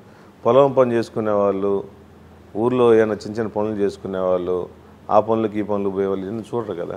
ఎప్పుడు మన పబ్లిసిటీ కోసం ఎప్పుడు చూడాల. ఒక్క ఎపిసోడ్ కొంత ఏమన్నా చేంజ్ అయి ఉంటుందా? అసలు ఏమీ చేంజ్ కాదన్న. ఆల్రెడీ జనాలు ఈ కాన్స్టిట్యున్సీలో ఎవరు పోటీ చేస్తారనేది అంతకుముందు నా సీట్ అనౌన్స్ చేయక ముందు నుంచి కూడా జనాలు ఒక మంచి వ్యక్తిని, ఈ ప్రాంతం ఉండే వ్యక్తిని ఆదరించాలి, మాకు కావాలని చెప్పేసి జనాలు కోరుకున్న ప్రకారం. అంత మంచి వ్యక్తి ఎవరున్నారు ఇక్కడ? కోరుకున్న బూచేపల్లి కుటుంబం అయితే ఫస్ట్ నుంచి కూడా ఉంది అని కోరుకుంటున్నారు. నా సీట్ మీరు అనుకుంటున్నారా? జనాలు కోరుకుంది. అంటే ఇది నేను ఎందుకు చెప్తున్నా అంటే నా నామినేషన్ కోసం ఆశీర్వదించడం కోసం 40,000 మంది జనాభా వచ్చాయంటే ఎన్ని లారీలు జనాలు దోరాలి మనం? స్వచ్ఛందంగా వచ్చినట్టే కదా. అంటే ఒక్కటి గొట్టిపాటి వారి ఆడపడుచు అంటే టికెట్ అనౌన్స్మెంట్ చేసుకున్నాక దర్శిలోకి అడుగుపెట్టే రోజు అదే స్థాయిలో వచ్చారు ఒక్కసారిగా. అంటే అధికార పార్టీ అభ్యర్థిని భయపెట్టాలను, తన బలం చూపించుకోవాలను గొట్టిపాటి వారు అదే స్థాయిలో వచ్చారు. కానీ గొట్టిపాటి వారికి గట్టి పోటీని ఇవ్వగలను, గొట్టిపాటి వారు నా దగ్గర ఏం సాటి రారనే ఉద్దేశంతో మీ నామినేషన్ పర్వాన్ని అంతకన్నా ఎక్కువగా చేశారనుకోవచ్చా? దర్శిలోకి ఎంటర్ అయ్యేటప్పుడు మీరు విజువల్స్ తెప్పించుకోండి. ఆ కార్లు కూడా ఆ నర్సరాపేట ప్రాంతాల అద్దంకి ప్రాంతాలు, మాదంతా దర్శి వాళ్ళు చాలా సాఫ్ట్ గోయింగ్ పీపుల్. మిగిలిన వాళ్ళు దాడులు చేస్తే వాళ్ళు భరించలేరు, చిన్న సున్నితమైన వాళ్ళు. ఇప్పుడు అందరూ భయపడుతున్నారు, ఒరే స్వామి నర్సరాపేట నుంచి దాడి చేస్తున్నారు, అద్దంకి నుంచి దాడి చేస్తున్నారు, మీ ఏడ బతకాలి స్వామి, ఉన్నోని జాగ్రత్త చూసుకుంటే చాలని, మాకు పరాయి ప్రాంతాలు వద్దు, ఉన్నవాళ్ళు ముద్దు. దర్శన ఫస్ట్ నుంచి అంటే పెట్టుకున్న బూచేపల్లి కుటుంబం అయితే ముద్దు అని చెప్పి అందరు ప్రేమగా చూస్తున్నారు. వాళ్ళు సీజన్ ప్రకారం వస్తూ ఉంటారు, పోతూ ఉంటారు. గతంలో చాలా మంది వచ్చారు, పోతూ ఉంటారు. జనాలు ప్రతిదీ ఇప్పుడు ఈ 40 రోజుల ఎపిసోడ్ కాదుగా జనాలు అబ్జర్వ్ చేసేది. గత 20 సంవత్సరాల నుంచి ఏం జరుగుతుంది అని మాత్రం క్లియర్గా అబ్జర్వ్ చేస్తారు. జనాలు మనం అంత ఈజీగా తీసేయలేం. ప్రతి 5 ఏళ్లకు ఒకసారి ఎంతో మంది అభ్యర్థులు వస్తుంటారు, పోతుంటారు. బూచేపల్లి మాత్రం లోకల్. అంటే ఆమెకు వచ్చిన జనంలో ఒక్కరైనా ఎక్కువ సంఖ్యలో మనం ఉండాలి అనేటువంటి ఉద్దేశంతోనే మీ వెనకున్న ఆ కటౌట్లో ఉన్న నామినేషన్ కార్యక్రమాన్ని అట్టహాసంగా చేశారంటారు. ఇది నాకు ఫస్ట్ ప్రోగ్రాం కాదు. ఇటువంటి నామినేషన్ అంతకుముందు వేసాము, జగన్ సార్ ప్రోగ్రాములు చేసాము. ఎప్పుడు పిలిచినా కూడా వస్తానే ఉంటారు. దీనికోసం నామినేషన్ కోసం కాదు, ఇంకొంచెం ఎక్కువ మంది వచ్చారు ఈసారి అంతే. మీరు ఒకటి గమనించాలి, గొట్టిపాటి లక్ష్మి గారిని నాన్ లోకల్ మీరు పదే విమర్శిస్తున్నారు. ఓకేనా? మీ పార్టీ వాళ్ళు కానీ మీరు కానీ. ఆమె నాన్ లోకల్ అయితే మీరు లోకలే కదా. మీరు ఎలా లోకల్ అవుతారు? ఈ జిల్లా వాసిని మొదటిగా. ఓకే, ఆమె జిల్లా వాసి కదా? కాదు. ఓకే, నర్సరాపేట జిల్లా. Okay, first point. పెరిగింది ఎక్కడ ఆవిడ? ఆ పక్క మార్టూర్ ప్రాంతంలో, నాకు మార్టూర్ ప్రాంతంలో అద్దంకి కాన్స్టిట్యున్సీలో. మీ ప్రకాశం జిల్లా వాసే కదా? పాతది. ఓకే, అద్దంకి కాన్స్టిట్యున్సీలో ఎక్కడ పుట్టి పెరిగింది అనుకుంటా. మా అమ్మగారు ఊరు సొంత ఊరు ఇదే ఊరు, మా అత్తగారు ఊరు సొంత ఊరు ఇదే ఊరు. చేమకుర్తి పక్కనే. ఇప్పుడు సంతనూతలపాడు నియోజకవర్గ పరిధిలోకి వస్తుంది పక్కన. అమ్మగారు ఊరు ఇదే ఊరు, మీ సొంత గ్రామం కూడా అదే నియోజకవర్గం కిందకే వస్తుంది. అది కూడా ఇక్కడికి మైగ్రేటెడ్, మీరు కూడా ఇక్కడికి వలస వచ్చారు. రాజకీయంగా ఒక షెల్టర్ ఎత్తుకుని అంటి పెట్టుకుని ఉన్నారు ఇక్కడ. మీరు లేదని లేదు, అందరూ ప్రతి 5 ఏళ్ళకి ఒకసారి ఒక అభ్యర్థి వస్తున్నాడు, ఓడిపోయి అట్లా వెళ్ళిపోతున్నాడు. కానీ మీరు మాత్రం దర్శనం అంటి పెట్టుకుని ఉన్నారు, కాదని లేదు. మరి మీరు నాన్ లోకల్ ఇక్కడికి వచ్చారు, అంత 20 ఏళ్ళ అనుభవం మీకు అంతేగా. ఆమె ఇప్పుడు వచ్చాడు కానీ 20 ఏళ్ళ అనుభవం 1-2 వాళ్ళకి అనుభవం, ఈ 10 రోజుల అనుభవం, 20 రోజుల అనుభవం అంటారా? 20 రోజుల అనుభవం అంటారా? 20 రోజుల అనుభవం. ఇది నాది 20 ఏళ్ళ అనుభవం. ఇంకోటి మహాభారతం రామాయణం చెప్తున్న ప్రకారం ఈ గవర్నమెంట్ కూడా 12 సంవత్సరాలు ఒక ఏరియాలో ఉంటే వాళ్ళు లోకల్ అయిపోతారని క్లియర్గా చెప్తున్నారు కదా. ఇంకా 12 కాదు, ఇంకా దాటి 20 సంవత్సరాలకు వచ్చాము. మహాభారతం రామాయణం ఎందుకు? దాంట్లో ఆ పాతకాలంలో కూడా అరణ్యవాసాలు ఇవన్నీ చెప్పుకుంటూ వచ్చినప్పుడు ఆడ 12 సంవత్సరాలు మహాభారతం చూస్తూ ఉంటాం. చూస్తా అంటారు. ఇప్పుడు మన గవర్నమెంట్ కూడా 12 సంవత్సరాలు ఏ పొజిషన్లో ఎవరు ఆ పొజిషన్లో ఉంటే వాళ్ళకి హక్కు కల్పించమని చెప్తున్నారు. 12 సంవత్సరాలు ఆ హక్కు మీకు వచ్చిందా దర్శి మీద? హక్కు మీద దర్శనం ఎప్పుడో వచ్చింది. నాన్నగారు ఇండిపెండెంట్గా గెలిచినప్పుడే హక్కు నాకు వచ్చింది. ప్రేమించారు, అభిమానించారు. దర్శి మీద హక్కు వచ్చింది కాబట్టి అడుగుతున్నాను. 2004లో స్వతంత్ర అభ్యర్థిగా నాన్నగారు గెలిచారు, బూచేపల్లి సుబ్బారెడ్డి గారు గెలిచారు. ఓకే, 2004 నుంచి 2009 వరకు, 2009 నుంచి 2014 మీరు ఎమ్మెల్యేగా ఉన్నారు. ఈ 10 సంవత్సరాల పాటు బూచేపల్లి కుటుంబం దర్శి నియోజకవర్గానికి చేసింది ఏంటి అంటే ఏమంటారు? నాన్నగారి టైంలో కానీ మా టైంలో కానీ దర్శి ప్రాంతం బాగా వెనకబడిన ప్రాంతం. నాన్నగారు మా టైంలో అంతకుముందు మేము ఎమ్మెల్యేగా ప్రచారం చేసినప్పుడు నాన్నగారుగా మేము కానీ ఈ ప్రాంతానికి అసలు పోయే రోడ్లే లేవు. నాన్నగారు వచ్చిన తర్వాత అన్ని గ్రామాలకి నా టైంలో పూర్తిగా మేజర్ తారు రోడ్లన్నీ వేసేసాం, మెయిన్. దాని తర్వాత ఎడ్యుకేషన్ వ్యవస్థకు వచ్చేందుకు ముఖ్యంగా ఈ ప్రాంతంలో ఉండడానికి మోడల్ స్కూల్స్ అని మేమే కట్టించాం, హాస్పిటల్స్ కట్టించాం, ఈ సిఎస్సిని అప్గ్రేడ్ చేయించాము. ఈ ప్రాంతాల్లోకి ఎప్పుడు రైతులకు ఏ సమస్య వచ్చినా కూడా అండగా ఉన్నాము. స్కూల్స్ ఇంప్రూవ్మెంట్ చేసాము. అంతకుముందు నాన్నగారు ఉన్న టైంలో కూడా ఎడ్యుకేషన్ వ్యవస్థకి ప్లస్ ఈ వెటర్నరీ హాస్పిటల్స్ కానీ ఎన్నో హాస్పిటల్స్ కూడా నా టైంలో బాగా చేశాం. మెయిన్ జనాలకు కావాల్సిన రైతుల కోసం అండగా ఉన్నారా, కాలువ నీళ్ళు వచ్చినాయా లేవా, ప్లస్ ఎడ్యుకేషన్కి అందరూ సపోర్ట్ చేశారు లేదా. అందుకని ఎడ్యుకేషన్కి, హెల్త్కి ఆ రోజు నాన్నగారి టైంలో మేము ప్లస్ లింక్ రోడ్స్ అన్నీ కూడా పూర్తిగా ఆ రోజు మనం డెవలప్ చేసింది. మరి మీరు ఎడ్యుకేషన్కి అంత ప్రయారిటీ ఇచ్చినప్పుడు బీవీఎస్ఆర్ ఇంజనీరింగ్ కళాశాల మాత్రము ఎందుకు చీమకుర్తికి తీసుకెళ్ళిపోయారు? ఇక్కడ ఏర్పాటు చేసి ఉండొచ్చు కదా. యాక్చువల్గా బీవీఎస్ఆర్ ఇంజనీరింగ్ కాలేజ్ అనేది ఫస్ట్ అది చిన్నది డిగ్రీ కాలేజ్ కోసం పెట్టాం. డిగ్రీ కాలేజ్ కోసం, బీఈడి కాలేజ్ కోసం పెట్టాం. ఆ ప్రాంతంలో అది కట్టడం చూసేసి ఆ చేమకుర్తిలో జనాభా మొత్తం ముందు అది తీసేసి ఇంజనీరింగ్ కాలేజీ పెట్టమని చెప్పి డాడీ మీద ప్రెషర్ పెట్టేశారు. ఇంకా ఆ రోజు డాడీ మాట ఇచ్చేసాడు. ఇంకా మాట ఇచ్చేసిన ప్రకారం తప్పించుకొని రాలేకపోయాం. అందుకని డిగ్రీ కాలేజ్, చిన్నపాటి బీఈడి కాలేజ్ ఇక్కడే పెట్టి ఉండొచ్చు. యాక్చువల్ బీఈడి కాలేజ్ అక్కడే స్టార్ట్ చేసి ఇక్కడ స్టార్ట్ చేద్దాం అనుకున్నాము. అది పెట్టిన తర్వాత ఇంజనీరింగ్ కాలేజీగా మారిపోయింది. మారిపోయిన తర్వాత ఇంకా అక్కడే ఇంజనీరింగ్ కాలేజ్ కట్టేసి ఆ ప్రాంతం ఇక్కడ వచ్చిన వాళ్ళు కూడా ఈ ప్రాంతం నుంచి వచ్చేవాళ్ళు అందరూ మారుమూల ప్రాంతానికి చేమకుర్తి సరౌండింగ్స్లో వరకు డెవలప్ చేయాలి, పిల్లలు బాగా ఎడ్యుకేషన్ ఇవ్వాలని చెప్పేసి పెట్టాం.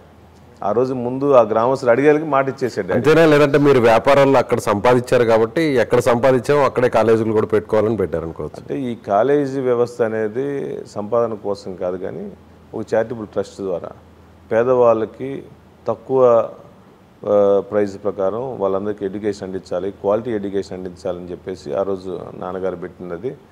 దానివల్ల ప్రాఫిట్స్ ఏం వచ్చేది కాదు, నాన్ ప్రాఫిట్ ఆర్గనైజేషన్ లాగా చేస్తాను. పేదవాళ్ళకి సహాయం చేయడం, దానికి ముఖ్యంగా దర్శి ప్రాంతంలో ఎక్కువ మంది వస్తూ ఉంటారు.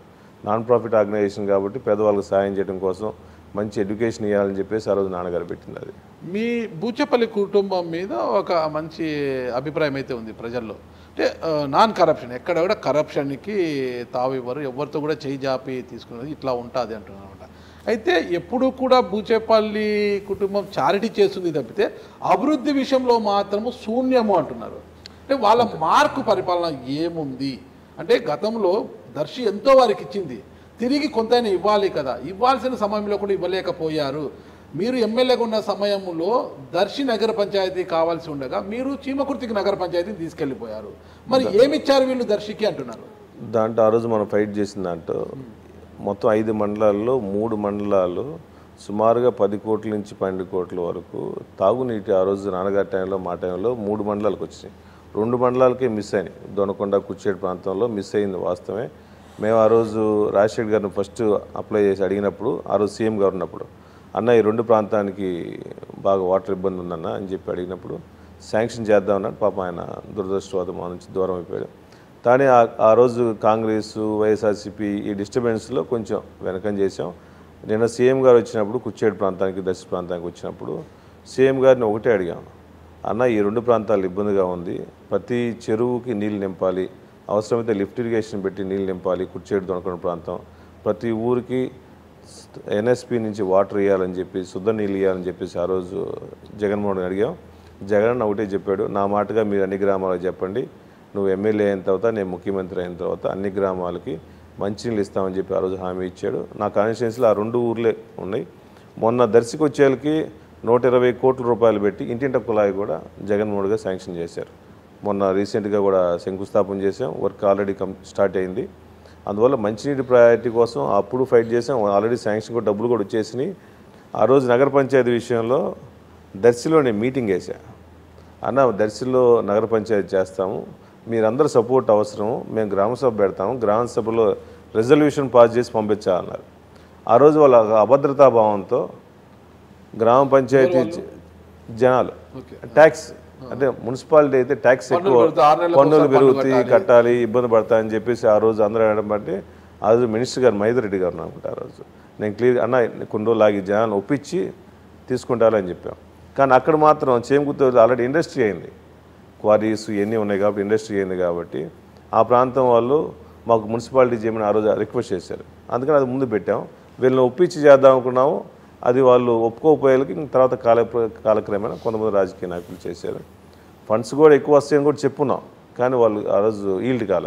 నాగరాజు గారు గుర్తుందా, దొనకొండ ఈ పేరు బాగా 10 ఏళ్ల కిందట బాగా వినిపించింది. ఖచ్చితంగా వినిపించింది. అది 2014 టైంలో అమరావతి కంటే కూడా ముందు అంతా రాజధాని అక్కడే వస్తుందని అందరూ కూడా అనుకున్నారు.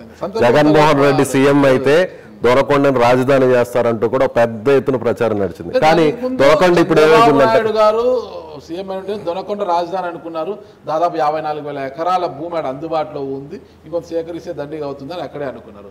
చివరి నిమిషంలో అయితే మరి చంద్రబాబు నాయుడు ముందస్తు ఆలోచన అమరావతిలో పెట్టుకుని దొనకొండని ఒక జగన్మోహన్ రెడ్డి సీఎం అయితే ఇక్కడ తీసుకొస్తారనుకున్నారు. రెండు జరిగాయి. కానీ ఆ సందర్భంగా అమరావతికి వెళ్ళిపోయే సందర్భంలో సిద్ధారాఘవరావు డిమాండ్ మేరకు అంటే దొనకొండ అన్నారు కదా, మాకు చెడ్డ పేరు వస్తుంది అని చెప్పడంతో సిద్ధారాఘవరావుని అప్పట్లో సంతృప్తి పరచడానికో మరి ఏ విషయమో తెలియదు. కానీ చంద్రబాబు గారు అయితే దొనకొండకు ఒక ఇండస్ట్రియల్ కారిడార్ని అయితే ప్రకటించారనమాట.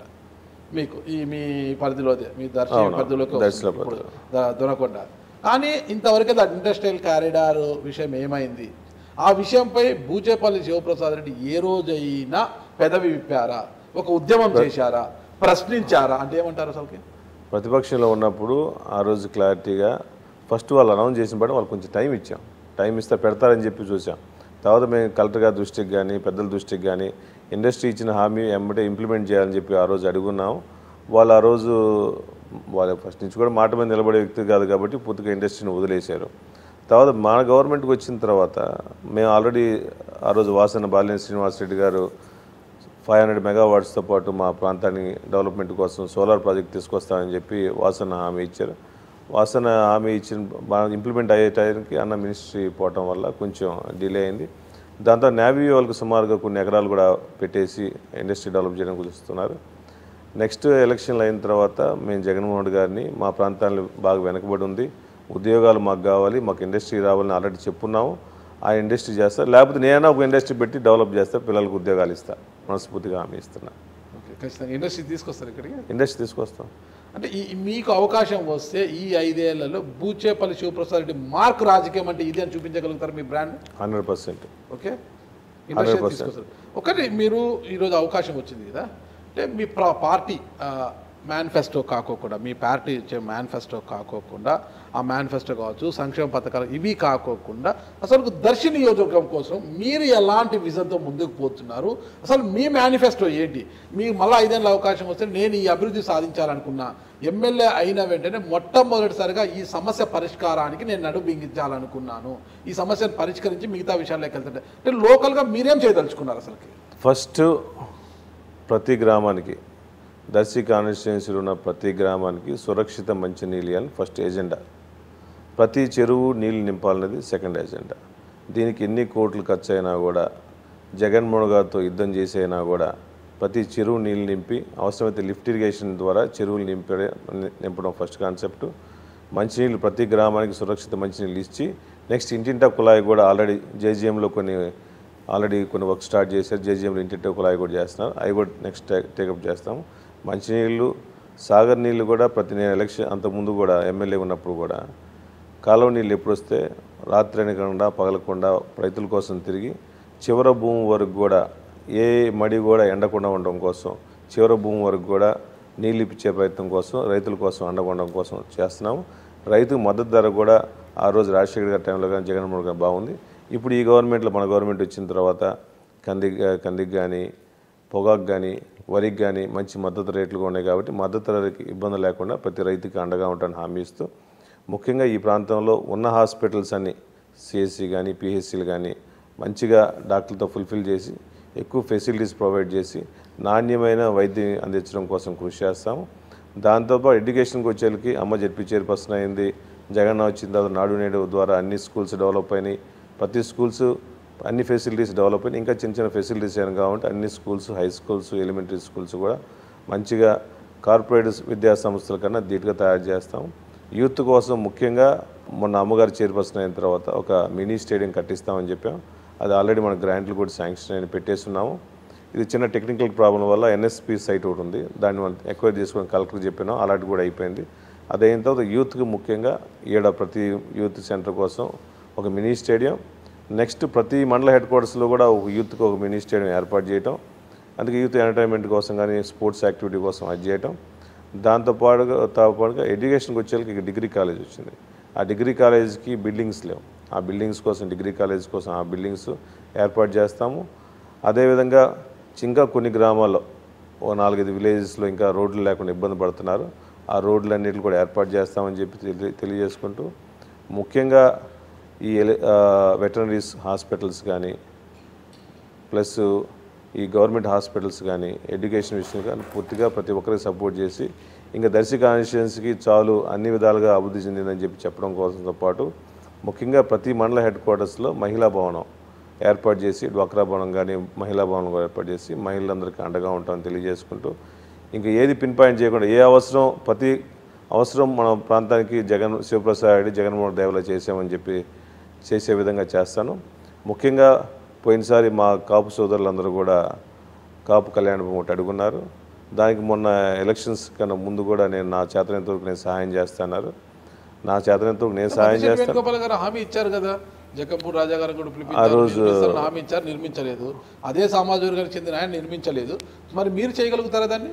అంటే మొదటి నుంచి కూడా రాజశేఖర్ గారి కుటుంబం, జగన్మోహన్ గారు, మేము కానీ కులాలకి మతాలకి పార్టీలకి అతీతంగా ప్రతి కులానికి మాకు ఇంపార్టెంట్, అందరిని డెవలప్ చేసే కార్యక్రమంలో కూడా ఆ కాపు సోదరులు కూడా మన మనుషులే కదా, మనలాంటి వాళ్ళే కదా, వాళ్ళు కూడా ఇంపార్టెన్స్ ఇవ్వాలి కదా.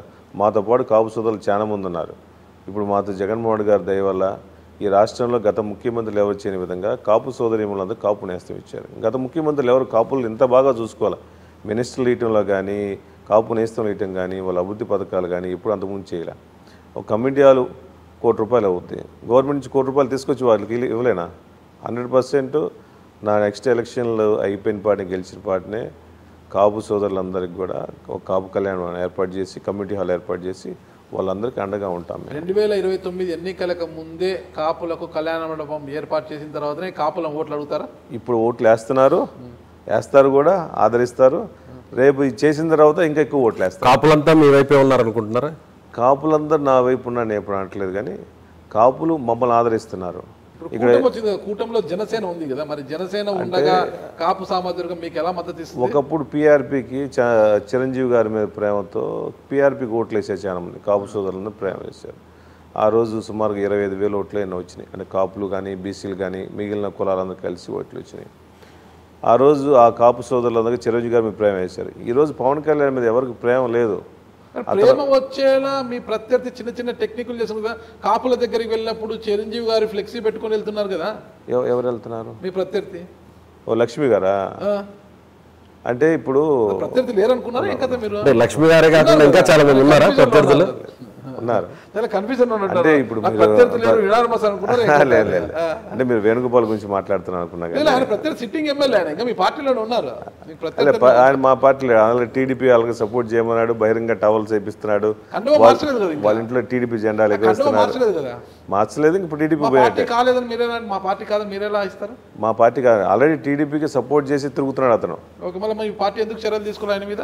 మేము యాక్షన్ చేసుకోమని ఆల్రెడీ పెట్టాము, వాళ్ళకి నోటీసులు తీసుకుంటే కాపు ఓట్లు దూరం అవుతాయి. అదేం లేదు, మేము ఆల్రెడీ యాక్షన్ తీసుకోమని కూడా చెప్పాము. మాతో పాటు మొదటి నుంచి ఉన్న కాపు సోదరులందరూ మాతోనే ఉన్నారు. ఎందుకు మద్దిశెట్టి వేణుగోపాల్ మీకు ఒక శత్రువులా మారిపోయాడు? 2019 ఎన్నికల్లో పార్టీ మీకు టికెట్ ఇస్తామన్నా కూడా, అంటే మీ కుటుంబ కలహాల వల్ల కావచ్చు, కుటుంబంలో ఉన్న చిన్న చిన్న మనస్పర్ధలు ఏదైనా కావచ్చు, అప్పుడు రాజకీయ సమీకరణ ఏదైనా కావచ్చు, నాకు టికెట్ వద్దని అప్పుడు బాదం మాధవరెడ్డికి టికెట్ ఇస్తామంటే కూడా అతనికి ఇస్తే బాగోదని మీ అంతకు మీరే మద్దిశెట్టి వేణుగోపాల్ ఇంటికి వెళ్ళి మరీ తీసుకొచ్చారు తెర మీదకి ఆయన్ని. నేను తీసుకురాలేదు. ఓకే, ఎవరు తీసుకొచ్చారు ఆ రోజు? కుటుంబ కలహాలు ఏం కాదు. ఓకే, రాజకీయంలో చిన్న చిన్న డిస్టర్బెన్స్లు ఉంటాయి కానీ కుటుంబ కలహాలే కదా. అంతకుముందు నాకు పరిచయం రాజకీయాల్లో ఆ రోజు బాలినేని శ్రీనివాసరెడ్డి గారు కానీ ప్లస్ సజ్జల రామకృష్ణ రెడ్డి గారు మమ్మల్ని పిలిపించి వేణుగోపాల్ గారు అయితే బాగుంటుందని ఆ రోజు చెప్పటం. నేను ఆ రోజు పోటీ చేయట్లేదు కాబట్టి నేను జగన్మోహన్ గారు ఎవరిని క్యాండిడేట్ పెడితే వాళ్ళకి సపోర్ట్ చేస్తానని చెప్పటం జరిగింది. ఆ రోజు ప్రజల సపోర్ట్తో మేము మా చేతంతో మేము సహాయం చేసి సపోర్ట్ చేశాము. దాంతో కాలక్రమేణా వాళ్ళు ఎలకాలం బుచ్చేపల్లి కుటుంబాన్ని సపోర్ట్ ఎందుకు అడుగుతాము, మా ఇండివిజువాలిటీ మాకు కావాలని చెప్పేసి వాళ్ళు ఎలక్షన్ల ముందే శివప్రసాద్ రెడ్డి నా మిత్రుడు అని చెప్పి, శివప్రసాద్ లేకపోతే నేను పోటీ చేయనని చెప్పి, ఎలక్షన్లు అయిన తర్వాత శివప్రసాద్ రెడ్డి మద్దతు నాకు అవసరం లేదని చెప్పి పూర్తిగా ఆ ఫ్లెక్సీలో ఫోటోలు తీసేయటం, మా మనుషులను దూరం చేసుకోవడం ఇవన్నీ చేస్తున్న వల్ల ఇంకా డిస్టర్బెన్స్ వల్ల కొంచెం గ్యాప్ అయ్యాం. స్టార్టింగ్ ఒక డిస్కషన్ కూడా వచ్చింది కదా మీకు, మీరు నేను తీసుకురాలేదు అంటున్నారు కదా. అంటే నేను నిలబడాలి అంటే బూచేపల్లి శివప్రసాద్ యొక్క అంటే మధ్యలో ఆయన రావడం, ఆయన కలగ చేసుకోవడం అలాంటి రాజకీయాల్లో ఉండేటట్లుంటే నేను రాను, ఆయన దూరంగా ఉంటానంటేనే నేను రాజకీయం చేస్తాననేసి. అంటే ఆ రోజు ఎలక్షన్ల ముందు శివప్రసాద్ మనస్ఫూర్తిగా చేస్తేనే నేను పోటీ చేస్తాను అన్నాడు.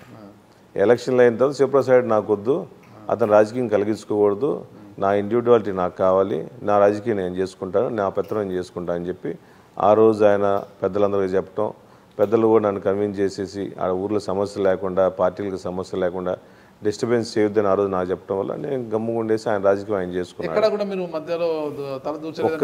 ఒక్కసారి జగన్మోహన్ గారు పుట్టినరోజు అప్పుడు, ప్రతి సంవత్సరం జగన్మోహన్ పుట్టినరోజు అన్ని జిల్లాల్లో ప్రతి కార్యకర్త కేక్ కట్ చేస్తున్నట్టుగా ఒక సామాన్య కార్యకర్తగా ఆ రోజు నేను కూడా కేక్ కట్ చేశాం.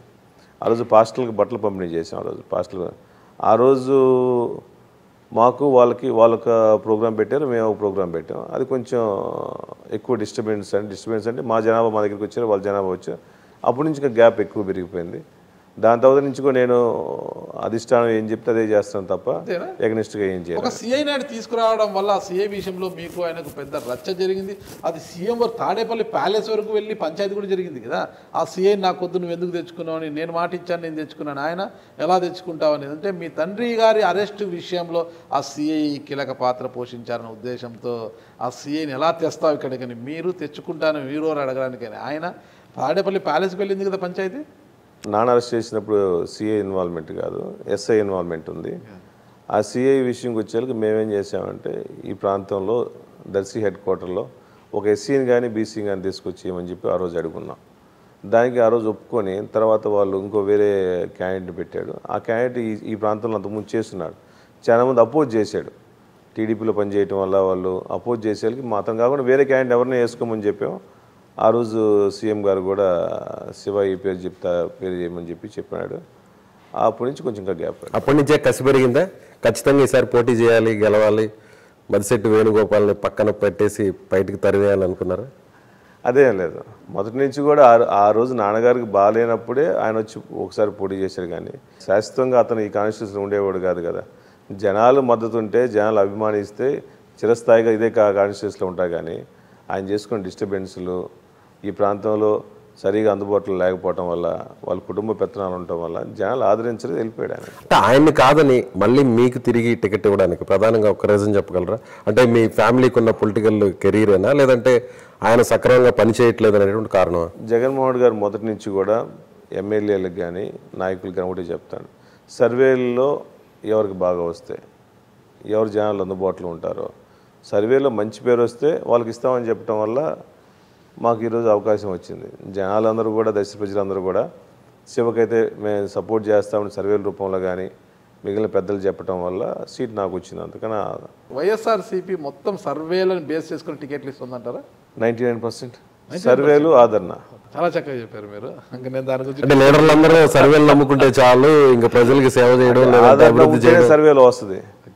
ఇప్పుడు ఈ కాన్స్టిట్యుయెన్సీ నాయకుల ప్రాపకంతో కొంతమంది నాయకుల అండదండలు, పార్టీలు ఎవరైతే కీలకంగా వ్యవహరిస్తున్నారు వారి అండదండలతో ఎవరి టికెట్ రాలేదు, 99% రాదు.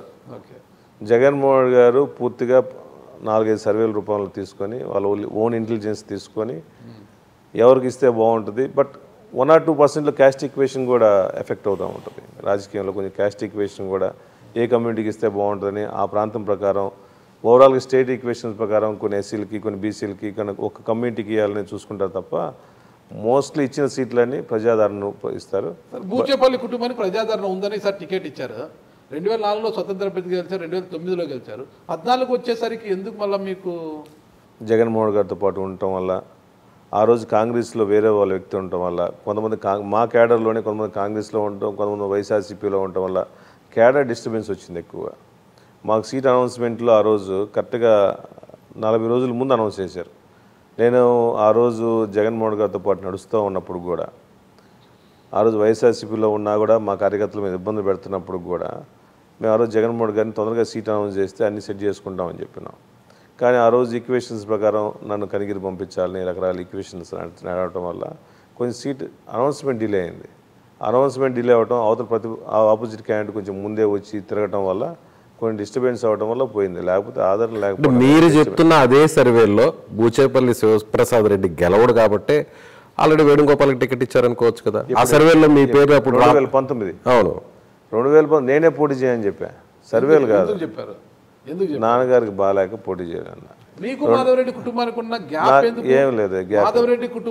మాధవరెడ్డికి టికెట్ ఇస్తే మేము మద్దతు ఇవ్వము, మేము అన్యాయం పోతున్నట్టు మీరు, మీ తల్లి వెంకయ్యమ్మ గారు అందరూ కూడా జగన్మోహన్ రెడ్డి గారిని వెళ్ళి కలవడము, ఇంకొక వ్యక్తికి టికెట్ ఇవ్వడని మీరే చెప్పండి ఆ పేరు ఎవరు అంటే మద్దిశెట్టి వేణుగోపాల్ పేరు తెర మీదకి తెచ్చింది మీరా కాదా? మాధవ్ రెడ్డి గారిని ఆ రోజు సీఎం గారు ప్రపోజ్ చేశారు. మేము క్లారిటీగా మేము సపోర్ట్ చేయమని చెప్పాలి. ఇంకా ఎలక్షన్స్ టైం ఉంది కదా, ఇంకా మీరు తిరగండి, వర్కౌట్ చేసుకోండి. ఆ రోజు సిచ్యువేషన్ ప్రకారం జగన్మోహన్ గారికి ఎవరికి బీఫామ్ ఇస్తే వాళ్ళకి సపోర్ట్ చేస్తామని చెప్పాం. ఇది జరిగింది 2017లో జగన్ సారు 17 18 మాధవరెడ్డి అనౌన్స్ చేసినప్పుడు. దాని తర్వాత ఇందాక మీరు చెప్పాం కదా, బాలినేని శ్రీనివాసరెడ్డి గారు సజ్జల గారిని మమ్మల్ని పిలిపించి ఆ రోజు ఒక 2 నెలల ముందు మనం అడిగినప్పుడు ఆ రోజు చెప్పాం ఎవరికి ఇచ్చినా మేము సపోర్ట్ చేస్తామని చెప్పి. నేను 2 సంవత్సరాల ముందే నాన్నగారికి బాగాలేదు కాబట్టి పోటీ చేయని క్లారిటీగా చెప్పాను. లాస్ట్ మినిట్ కాదు, నా సర్వేలు కాదు, నా మీద యాంటీ అని కాదు. ఆ రోజు నేను నామినేషన్ వేసి కూర్చొని ఈజీ గెలిచేవాడిని. ఆ రోజు జగన్మోహన్ గారు వేవ్ ఎలా ఉందంటే ఎవరు నామినేషన్స్ గెలిచేవాళ్ళు. కానీ ఆ రోజు నాన్నకి ఇబ్బందిగా ఉంది కాబట్టి వీక్లీ థ్రైస్ డయాలిసిస్ చేయించుకోవాలి, చెన్నై పోవాలి కాబట్టి నాకు కుదరదు కాబట్టి పార్టీ మీద ప్రేమతో మంచి క్యాండిడేట్ పెట్టుకోమని చెప్పాం. మరో కోణం కూడా బయట వినిపిస్తోంది. ఆ పరిస్థితుల్లో అంటే చంద్రబాబు నాయుడు గారు పసుపు కుంకుమ ఇవ్వడము, ఒక వేవ్ ఉందని తెలుసుకొని ఓడిపోతామనే ఉద్దేశంతో అప్పుడే నాన్నగారు ఒళ్ళు ఆరోగ్యం బాగాలేకపోవడం, అన్నగారు చనిపోవడము, ఇట్లా కొద్దిగా ఆర్థికంగా ఇబ్బందులు వచ్చాయి. ఊరికే డబ్బులు ఎందుకు తగలేయడము, ఎట్లా ఓడిపోతాము ఈసారి పోటీ చేసి డబ్బులు తగలేయడం ఎందుకు, ఆల్రెడీ లాస్ట్ టైం ఓడిపోయి డబ్బులు తగలేసాం, మళ్ళీ డబ్బులు తగలేయాలి కదా, ఈసారి వేరే వాళ్ళకి ఇప్పించేద్దాములే అనుకొని ఓడిపోతామనే ఏకైక ఉద్దేశంతోనే మీరు టికెట్ ఇంకొకరికి ఇప్పించారు అన్న వదంతులు కూడా బయట ఉన్నాయి. అసలు పోయినసారి ఎలక్షన్లో క్లియర్గా జగన్మోహన్ గారు క్లియర్గా కనిపిస్తా ఉంది. గెలుస్తాము అన్నప్పుడు పోటీ చేయకుండా ఉండడానికి మీరేమంత అమాయకులా? నేను ఆ రోజు 2009లో నాన్నగారి సీటు వదులుకొని నా మీద ప్రేమతో ఆ రోజు నాన్న సీట్ నాకు ఇచ్చి నన్ను గెలిపించారు. కుటుంబం ఇదే కుటుంబం నాన్నగారు ఆరోగ్యం బాగాలేకుండా నా స్వార్థం కోసం, నేను ఎమ్మెల్యే అవ్వడం కోసం కన్న తండ్రిని పక్కన పెట్టేసి నా రాజకీయ భవిష్యత్తు కోసం నేను చూస్తే ఒక మనిషిగా నేను ఉండేవాడిని కాదు. నామినేషన్స్ ఇంట్లో కూర్చొని ఉన్నా కూడా గెలిచేవాడిని. నామినేషన్ వేసి నాన్న ఆరోగ్యం చూసుకుంటూ నాన్న బాగోగులు చూసుకుని ఇంట్లో కూర్చున్నా గెలిచిపోయేవారు కదా. గెలిచేవాడిని, కానీ ఎలక్షన్ అటు జరగదు కదా. కానీ నాన్న కోసం నాన్నతో పాటు తిరగాలి కాబట్టి చెన్నై పోయి రావాలి, 3 సార్లు డయాలసిస్ చేయించుకోవాలి, అక్కడే ఉండాలి. ఇప్పుడు నామినేషన్స్ కూర్చుంటే వాళ్ళు జనాలు చెప్తా ఉంటారు, కానీ ఎలక్షన్ చేయాల్సిందే, 45 రోజులు తిరగాల్సిందే కదా. నాన్న ఆరోగ్యం కోసమే ఆ సీట్ ని త్యాగం చేశారు. నాన్న ఆరోగ్యం కోసం త్యాగం చేశాను. బూచేపల్లి కుటుంబానికి ఆర్థిక ఇబ్బందులు లేవని చెప్పడం కోసం. ఎలా వచ్చింది బూచేపల్లి కుటుంబానికి ఇంత బ్రాండ్? ఒక ఆర్టీసీ కండక్టర్, ఆ తర్వాత గ్రానైట్ వ్యాపారిగాను, తర్వాత వ్యాపారవేత్తగా మారిపోయి రాజకీయ నాయకుడిగా వచ్చి ప్రజల్లో ఇంత ఆదరణ బూచేపల్లి కుటుంబానికి వచ్చిందంటే కారణం ఏంటి? అసలు నాన్నగారు ఆర్టీసీ కండక్టర్ టు ఎమ్మెల్యే. నాన్నగారు ఆర్టీసీ కండక్టర్, తర్వాత పీడీసీ బ్యాంక్ సెక్రటరీగా చేశారు. తర్వాత నాన్నగారు బిజినెస్లోకి అది రిజైన్ చేసి బిజినెస్లోకి ఎంటర్ అయిన తర్వాత క్వారీ ఇండస్ట్రీకి వచ్చాం. అంతకుముందు కోల్ బిజినెస్ కూడా చేసేవాళ్ళు డాడీ. కోల్ బిజినెస్ చేసి నెక్స్ట్ గ్రానైట్ ఇండస్ట్రీకి వచ్చిన తర్వాత సంపాదించిన 4 రాళ్ళు పేదవాళ్ళందరికీ సహాయం చేయటం వల్ల, చారిటబుల్ ట్రస్ట్ పెట్టడం వల్ల అప్పుడు ఈ ప్రాంతంలో ఎవరికి అంత ఎక్కువ అందుబాటులో ఉండి పిలిస్తే పలికే నాయకులు ఎవరు లేరు. అప్పుడు డాడీ సేవ చేయటం వల్ల ఒక మంచి పిలిస్తే ఏ సహాయమైనా ఒక పెళ్ళికి కానీ వచ్చిన హెల్త్ ప్రాబ్లం వచ్చినా కూడా అందరికి సేవ చేస్తాడు. అంతకుముందు అసలు అంబులెన్స్ లేని కాలంలో 108 లేని కాలంలో కూడా ఒక అంబులెన్స్ పెట్టి ఈ ప్రకాశం జిల్లాలో ఇప్పుడు కావాలంటే అంబులెన్స్ పంపించే వాళ్ళం, మంచినీళ్ళ ట్యాంకులతో మంచినీళ్ళు ఏర్పాటు చేసే కంటే ఒక మంచి పేరు ఆల్రెడీ వచ్చింది. ఉన్న 4 రూపాయలు పోయిన పాటినే ఉన్న 4 రూపాయలు సేవ చేసి సహాయం చేస్తే ప్రతి ఒక్కరు మెచ్చుకుంటారు. అంటే పోగొట్టుకున్నారే కానీ రాజకీయాలకు వచ్చి ఎప్పుడు రాబట్టుకోలేదా? మొదటి నుంచి కూడా ఉన్న 4 రూపాయలు పేదవాళ్ళకి సాయం చేయడం తప్ప ఇప్పుడు రాబట్టుకోవాలని ఆలోచన నాన్నగారు దగ్గర లేదు. నాన్నగారి దగ్గర నుంచి కూడా మేము అది నేర్చుకున్నాం. ఆయన చేసిన ఆశయాల కోసం ఆయన పెట్టిన చారిటబుల్ ట్రస్ట్ను రన్ చేయడం తప్ప 1 రూపాయి ఆశించి కూడా ఇప్పుడు సేవ చేయలేదు. మానవ సేవే మాధవ సేవ అని చెప్పి ఆయన స్లోగన్ కూడా ఉంటుంది. ఎప్పుడైనా ఆయన లెటర్ హెడ్లో కూడా మానవ సేవే మాధవ సేవ అని చెప్పేసి లెటర్ హెడ్లో ఉంటుంది. అది మా నాన్నగారు మాకు నేర్పింది. పేదవాళ్ళకి సాయం చేయటం, ఉన్న 4 రూపాయలు సేవ చేయడం తప్ప ప్రజల దగ్గర నుంచి మనం ఎక్స్పెక్ట్ చేసేది ఏం లేదు. వాళ్ళ ప్రేమ తప్ప మనం ఏం ఎక్స్పెక్ట్ చేయం, వాళ్ళ అభిమానం తప్ప ఏం ఎక్స్పెక్ట్ చేయం. నాన్నగారు ఎమ్మెల్యేగా పనిచేశారు, మీరు ఎమ్మెల్యేగా పనిచేశారు. 14 నుంచి 19 వరకు గ్యాప్ ఉంది, 19 నుంచి ఇప్పటి వరకు గ్యాప్ ఉంది కదా. గతం నుంచి తీసుకుంటే కుర్చేడు టు దర్శి రోడ్డు చాలా అధ్వాన్నంగా ఉండింది. మీ హయాంలో ఏం చేయలేకపోయారు. అమ్మగారు కూడా జెడ్పీ చైర్మన్గా ఉన్నారు. అయితే ఇక్కడ రోడ్డును తీసుకొచ్చిన ఘనత నాది అంటూ మద్దిశెట్టి వేణుగోపాల్ గారు తన ఖాతాలోకి వేసుకుంటున్నారు కదా. అంటే ఇది వైఎస్ఆర్ కాంగ్రెస్ పార్టీ ప్రభుత్వంలో చేసినది. అది ఏ డెవలప్మెంట్ యాక్టివిటీస్ అయినా వైఎస్ఆర్ కాంగ్రెస్ పార్టీలో చేసింది. ఇప్పుడు ఆయన టైంలో ఆయన శంకుస్థాపన చేసి ఉండొచ్చు, కానీ అది మన జగన్మోహన్ గారి టైంలో ఆ రోజు మేము చెప్పడం వల్ల మేము సమస్యలు కూడా ఈ ప్రాంతంలో ఇన్ని సమస్యలు ఉన్నాయి, ఏం చేయమని చెప్పి మేము జగన్మోహన్ గారు రిప్రజెంటేషన్ ఇచ్చాం. ఆయన ఎమ్మెల్యే ఉన్నాడు కూడా ఆయన శంకుస్థాపన చేశాడు. ఈ ప్రాంతంలో ఉన్న సమస్యలను జగన్మోహన్ గారి దృష్టికి తీసుకుపోయాము, మినిస్టర్లు చెప్పడం వల్ల ఆయన ప్రోటోకాల్ ఉంది కాబట్టి ఆయన శంకుస్థాపన చేశాడు తప్ప మేమందరం కూడా ఫైట్ చేయడం వల్ల ఎన్ని పథకాలు వచ్చినాయి. ఇప్పుడు ఆ రోడ్డు నిర్మాణం వల్ల చాలా చోట్ల పైప్ లైన్లన్నీ కట్ అయిపోయి మొత్తం నీటి ఎద్దడి తలెత్తింది కదా మొత్తం కూడా ఈ ప్రాంతంలో. ఆ సమస్యను ఎలా అధిగమిస్తారు? అమ్మ చైర్పర్సన్ అయిన తర్వాత సుమారుగా 10 కోట్ల రూపాయల వరకు ఇదే కాన్స్టిట్యున్సీలో డెవలప్మెంట్ చేశాం. లింక్ రోడ్లు కానీ, పైప్ లైన్లు కానీ, సైడ్ లైన్లు కానీ, సిమెంట్ రోడ్లు కానీ వీళ్ళంతవరకు ప్రతి కార్యకర్తకి అడిగిన ప్రకారం ప్రతి పంచాయతీ ప్రెసిడెంట్కి ఇచ్చున్నాం. మీరు చెప్పిన ప్రకారం పైప్ లైన్లు ఎన్ని డ్యామేజ్ అయినాయి కూడా కొన్ని పైప్ లైన్ రెక్టిఫై అయినాయి, కొన్ని రెక్టిఫై అవ్వాల్సి ఉన్నాయి. మేము ఆల్రెడీ ఎన్ని కావాలన్నా జేజీఎంలో కొన్ని పెట్టున్నాము, కొన్ని టెండర్ స్టేజ్లో వచ్చేసినాయి. అందుకని కుర్చేడు దొరకకుండా 2 ప్రయారిటీ నాకు. ఎందుకంటే కొంచెం వాటర్ ప్రాబ్లం ఎక్కువ ఉన్నాయి కాబట్టి, వాటర్ స్కేర్సిటీ ఉందని చెప్పి అందుకని జగన్మోహన్ గారు దృష్టికి తీసుకెళ్ళింది. 2 మెయిన్ మండలాలు 2 వాటర్ ప్రాబ్లం ఉన్నాయి, 2 సాల్వ్ చేయమని చెప్పాం ఆ రోజు. ఓకే, మీరు ఎమ్మెల్యే అయ్యి మీ పార్టీ అధికారంలోకి వచ్చి అమ్మగారు జిల్లా పరిషత్ చైర్మన్గా ఉంటే దర్శిని డెవలప్మెంట్ చేయడం చాలా ఈజీ అవుతుంది. మీకు దర్శి మీద ఎక్కువ ఫోకస్ పెట్టి జిల్లా పరిషత్ నిధులతో కావచ్చు, ప్రభుత్వం నుంచి తీసుకొచ్చిన నిధులతో చాలా ఈజీగా డెవలప్ చేయొచ్చు. కానీ మీరు ఎమ్మెల్యే అయిన వెంటనే అమ్మగారితో జిల్లా పరిషత్ చైర్మన్ పదవికి రాజీనామా చేయించాలని ఒక ప్రతిపాదన కూడా ఉందంట కదా. అది లేదు, అంతకుముందు ఫస్ట్లో కొంచెం డిస్కషన్ వచ్చింది కానీ సీఎం గారు నేను క్లియర్గా చెప్పాను. నేను సీఎం గారు చెప్పిన ప్రకారం ఫస్ట్ నుంచి కూడా మా కుటుంబంలో ఏ ఫస్ట్ పోస్ట్ ఇచ్చినా కూడా అమ్మగారికి ఇవ్వాలని చెప్పి ఆ రోజు సీఎం గారిని అడిగాం. ఎమ్మెల్సీ ఇచ్చినా కూడా చైర్పర్సన్ అయినా నాకు అవసరం లేదులే అమ్మగారికి ఇవ్వమని చెప్పాం. మా అమ్మగారు అంటే ఎక్కువ ప్రేమ జగన్మోహన్ గారికి. ఫస్ట్ నుంచి గట్టిగా ఉంటుంది, స్టీల్ లేడీ అంటాడు ఆయన. అందువల్ల మొన్న ఇక్కడ ప్రకాశం జిల్లా వచ్చినప్పుడు కూడా సీఎం గారిని క్లియర్గా చెప్పాము, అన్న అమ్మ చైర్పర్సన్ డిస్టర్బ్ చేయొద్దు, అంతనే వచ్చినంటే ఆయన ఓకే అని చెప్పాడు. ఎందుకు అమ్మగారికి ఆ రాజకీయాలన్నా ప్రజాసేవనంతా పిచ్చి? 2004లో నాకు తెలిసి, నాకు విన్న సమాచారం ఇది, నాన్నగారు టికెట్ ఆశించారు, చివరి నిమిషంలో రాలేదు. స్వతంత్ర అభ్యర్థిగా పోటీ చేయాలని అమ్మగారు ఎక్కువ ఒత్తిడి చేశారు. నాన్నగారు నువ్వు వేస్తావా లేదంటే నన్ను రంగంలోకి దిగమంటావా చెప్పు, నీకు కాకపోతే నేను రంగంలోకి దిగుతాను ఇండిపెండెంట్ అభ్యర్థిగా. అమ్మ ఒత్తిడి చేయడం వల్లనే నాన్నగారు స్వతంత్ర అభ్యర్థిగా దిగారంటున్నారు. ఆ రోజు గెలవడానికి కారణం కూడా అమ్మ. ఎందుకు అమ్మ వెంకయ్యమ్మ గారికి అంత పట్టుదల? మా కుటుంబంలో మొదటి నుంచి కూడా రాజశేఖర్ గారి ప్రేమ ఆమెకు ఫస్ట్, నెక్స్ట్ నాన్నకి, నెక్స్ట్ మేము చిన్నపిల్లప్పుడు. ఆమె రాజశేఖర్ గారి ప్రేమతో ఉన్నప్పుడు అప్పుడు ఆ రోజు ప్రజలందరూ కూడా సీట్ ఇస్తామని చెప్పేసి పోటీ చేయమని చెప్పి అడగడం వల్ల ఆమె ఇంకా మనసులో పెట్టేసుకుంది. ఆ రోజు పెట్టుకోవడం వల్ల గట్టిగా ఫైట్ చేసి రాజశేఖర్ గారి మీద కూడా ఫైట్ చేసి సీట్ కోసం పెట్టారు. ఆ రోజు అమ్మ చెప్పింది, ఒకసారి మనం మాట ఇచ్చాము పోటీ చేస్తామని, సీటీలను ఆగిపోతే బాగోదు కదా, అందుకని పంతంతో కసితో అన్ని ఊర్లు తిరిగేసి ఆ రోజు మా కుటుంబంలోనే ఆమెకే జగన్మోహన్ ప్రేమ, రాజశేఖర్ గారి ప్రేమ ముఖ్యంగా. దాని తర్వాత మేమందరం ఆ కసి పట్టుదల ఉండటం వల్ల ఈరోజు ఇక్కడ దాకా వచ్చాం. అమ్మకి ఎందుకు అంత పిచ్చి అని అసలు? ఆ రోజు కుటుంబం అన్నా రాజకీయం అన్నా ఆ రోజు రాజశేఖర రెడ్డి గారి వెంట ఈరోజు జగనన్న వెంట నడవాలి అనే ఒక పట్టుదల ఎందుకు అసలు? కొంతమంది రాజకీయ నాయకులు చూస్తే రాజశేఖర్ లాంటి చూస్తే దేవుడిలాగా అనుకుంటారు, చంద్రబాబును చూస్తే దెయ్యంలాగా ఉంటాడు. జగన్ గారిని చూస్తే ఆప్యాయ మా సొంత కుటుంబంలో పెద్ద కొడుకు అంటది అమ్మ, మా పెద్ద కొడుకు జగన్మోహన్ రెడ్డి మీరంత తర్వాత అంటది, అంతే అంటది. అందుకని ఆ కుటుంబం మీద పిచ్చి, అదొక పిచ్చి అనమాట. ప్రేమ పిచ్చి ఏదంటే ఎన్ని వర్డ్స్ ఉండండి, ఆ పిచ్చితో ఉంది కాబట్టి వాళ్ళ కోసం ఏదైనా. సరే, బూచేపల్లి కుటుంబానికి పెద్ద కొడుకైన జగన్మోహన్ రెడ్డి గారు 2022 నవంబర్ అనుకుంటా మీ స్వగ్రామంలో చీమకుర్తిలో నాన్నగారి యొక్క విగ్రహావిష్కరణ, నాన్నగారు ప్లస్ రాజశేఖర రెడ్డి గారితో కూడా ఎంత అదృశ్యం. రాజశేఖర రెడ్డి గారి విగ్రహం పక్కన నాన్నగారి బూచేపల్లి సుబ్బారెడ్డి గారి విగ్రహం ఉందంటే ఎంతో అదృష్టం. అది ఆ విగ్రహావిష్కరణకు వచ్చారు కదా, ఆ సందర్భంగా మొగిలిగుండాలనుకుంటారు రిజర్వాయర్. ఓకే, ఆ రిజర్వాయర్కు బూచేపల్లి సుబ్బారెడ్డి గారి పేరుపై నామకరణం చేస్తున్నారు జగన్మోహన్ రెడ్డి గారు. ఆ పనులు పూర్తయ్యి మరి ఆ రోజు ముఖ్యంగా మేము సీఎం గారిని అడిగినప్పుడు నాన్న statue plus YSR statue open చేయడానికి అడిగినప్పుడు నువ్వు ఏ రోజు డేట్ పెట్టుకో ఆ రోజు వచ్చేస్తానని చెప్పాడు. కానీ నాకు తెలిసి ఈ 5 సంవత్సరాల్లో ఫస్ట్ ప్రైవేట్ ప్రోగ్రామ్ అది. ఏ స్టాచ్యూ ఓపెనింగ్ జగన్మోహన్ గారు ఎక్కడా రాలా.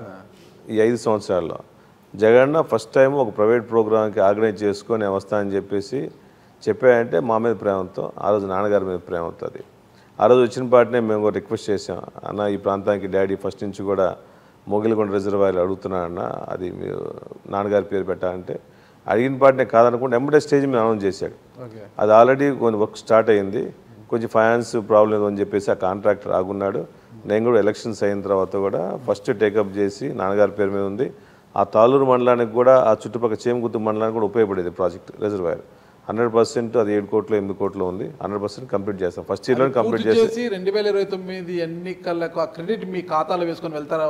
100%. నేను ఇచ్చిన హామీలన్నీ చేసి 2029 ఎలక్షన్కి ప్రమాణం చేయండి. ప్రమాణం చేస్తున్నా.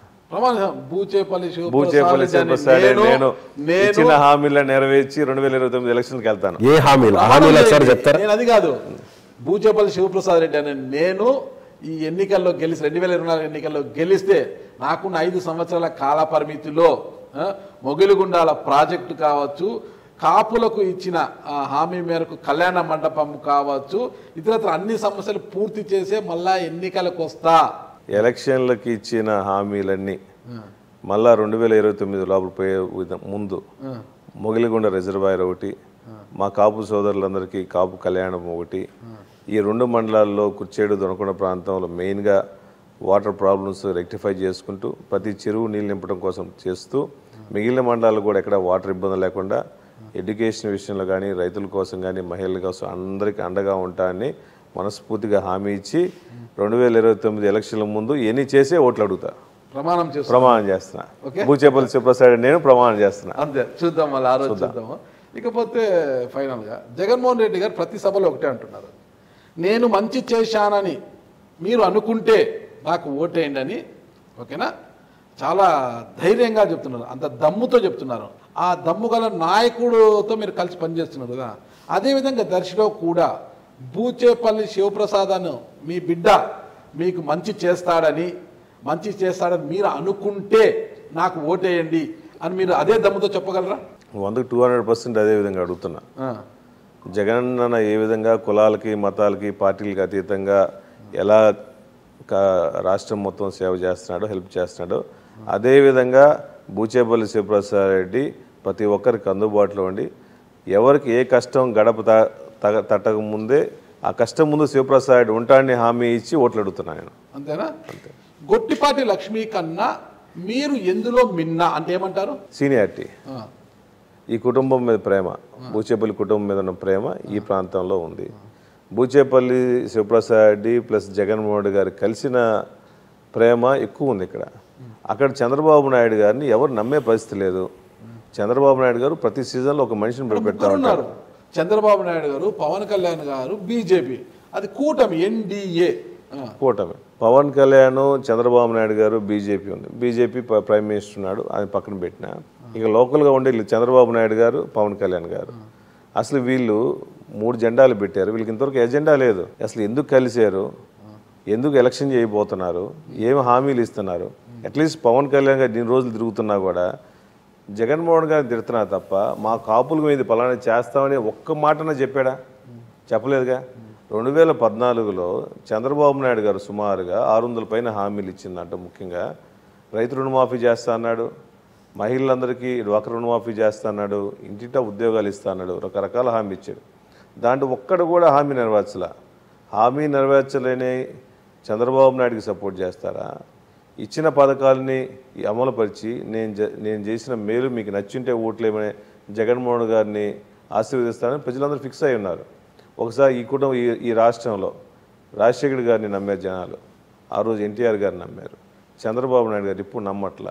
రాజశేఖర్ గారి కన్నా మిన్నగా జగన్మోహన్ గారు ఎన్నో పథకాలు చేస్తున్నాడు. ఒకసారి మాట ఇస్తే ఆ మాట నిలబెట్టుకుంటాడు ఆ అబ్బాయి అని చెప్పేసి అవ్వాతాతలు కానీ పేదవాళ్ళు కానీ పూర్తిగా ఎస్సీ ఎస్టీ బీసీ మైనార్టీలు అందరూ కూడా రైతులు కానీ జగన్ అన్న మాట ఇస్తే మాట నిలబెడతాడు. ఇటువంటి వ్యక్తి మనకు అవసరం. ఇతను 24 గంటల అబద్ధాలు చెప్తాడు, వెన్నుపోట్లు పొడుస్తూ ఉంటాడు.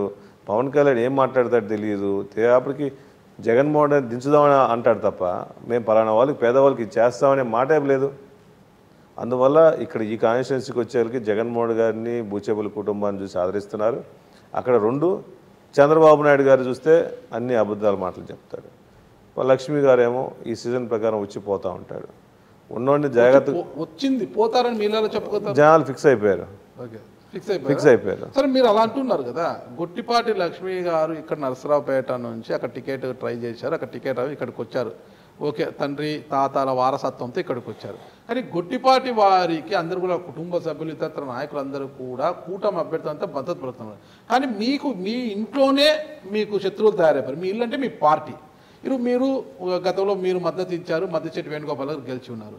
ఈరోజు మద్దిశెట్టి వేణుగోపాల్ జై టీడీపీ అనే పరిస్థితి ఉంది. మరి అంటున్నారు లేదని నాకు తెలుసు, అనే పరిస్థితి ఉంది అంటున్నారు. మద్దిశెట్టి వేణుగోపాల్ పరిస్థితి అలా ఉంది. సిద్ధ రాఘవరావు గారు మీ వెంట నడుస్తారా అంటే అది కూడా ఒక ప్రశ్నార్థకం. ఎందుకంటే ఈ ఎన్నికల్లో బూచేపల్లి శివప్రసాద్ ఓడిపోతే నెక్స్ట్ మనం ఏదైనా అడగచ్చు, ఒక ఇన్ఛార్జ్ అని ఇంకోటి అడగచ్చు. మన ప్రాధాన్యత ఎక్కడికి పోదు, ఆయన గెలిస్తే మన ప్రాధాన్యత తగ్గిపోతుంది అనేది కావచ్చు. ఇంకా కదిరిబాబురావు గారు ఉన్నారు. ఆయన ఎంతవరకు, ఆయన మద్దిశెట్టి వేణుగోపాల్ బంధువులు కాబట్టి ఆయన ఎంతవరకు మీకు సహకరిస్తారు, ఆయన ఓటు బ్యాంక్ ఉందా లేదా అనేది విషయం పక్కనే పెడితే ఆయన కూడా ఇలా నాయకులంతా కూడా మీ పైన కత్తి నూరుతున్నారు. మరి వీళ్ళందరి యొక్క కుయుక్తులను పక్కకు నెట్టి అలా మీరు ప్రజాభిమానం పొంది గొట్టిపాటి లక్ష్మి కన్నా మిన్నాన్ని ఎలా అనిపించుకుంటారు? కదిరిబాబురావు గారు మొదటి నుంచి నాతో బాగుంటాడు. ఎప్పుడు ఎలక్షన్ ప్రచారంగా పిలిస్తే వస్తా అన్నాడు. నెక్స్ట్ నేను చిన్న మీటింగ్ పెట్టేసి ఆయన కూడా పిలుస్తూ ఉంటాం. ఇక్కడ మీరు చెప్పిన ఇద్దరు పేర్లో కూడా ఒకరేమో పార్టీలో చేరారు, కానీ ఈ ప్రాంతంలోంచి ఎంతమంది టీడీపీ నుంచి ఎవరిని వైసీపీలో చేర్చుకోలేదు. సిద్ధారావు గారు, వేణుగోపాలరావు గారు ఈ ప్రాంతంలో ఉండేసి ఆయనకి నాకు కొంచెం డిస్టర్బెన్స్ ఉండటం వల్ల ఆయన వేరే పార్టీకి మద్దతు ఇచ్చినా కూడా కాపు సోదరులు కానీ ఈ వైఎస్ఆర్సీపీ నమ్ముకున్న వాళ్ళు ఆయనతో ఉన్న వాళ్ళు కూడా ఎప్పుడూ జగన్మోహన్ గారిని దూరం కాల. జగన్మోహన్ గారిని సీఎం చేసుకునే భాగంగా నన్ను గెలిపించడం కోసం అందరూ ఉన్నారు. వాళ్ళందరూ మనస్ఫూర్తిగా నా దగ్గరికి వచ్చి పనిచేస్తున్నారు. ఒకరు ఇద్దరు పక్కిళ్ళు ఉండొచ్చు, కానీ క్యాడర్ మొదటి నుంచి నడిచిన క్యాడర్ మొత్తం కూడా నాకు 15 సంవత్సరాల ముందు ఆ క్యాడర్ మొత్తం నాతో నడిచింది. మళ్ళీ క్యాడర్ మొత్తం నాతో నడుస్తూ ఉంది. ఆయన మనస్ఫూర్తిగా చేయట్లేదు కాబట్టి ఆయన వేరే వాళ్ళకి సపోర్ట్ చేశాడు. క్యాడర్ మొత్తం ఆయనతో పాటు నడిచిన వైఎస్ఆర్సీపీతో నడిచిన క్యాడర్ మొత్తం నాతో నడుస్తూ ఉంది. ఇప్పుడు పూర్తిగా సపోర్ట్ చేస్తారు. ఇప్పుడు ఏదైనా క్యాడర్ బేసు అభిమానం కార్యకర్తలు ప్రజలు సపోర్ట్ చేసే పరిస్థితి ఉంది కాబట్టి నాకు ఎటువంటి ఇబ్బంది లేదు. దర్శి నియోజకవర్గ ప్రజల అభిమానం మీపై మెండుగా ఉందని మీరే చెప్తున్నారు. బూచేపల్లి కుటుంబం మెండుగా ఉందని చెప్తున్నారు కదా. సరే, వారు అంత విశ్వాసంతో అంత ప్రేమతో మీ పట్ల ఉన్నారు కదా.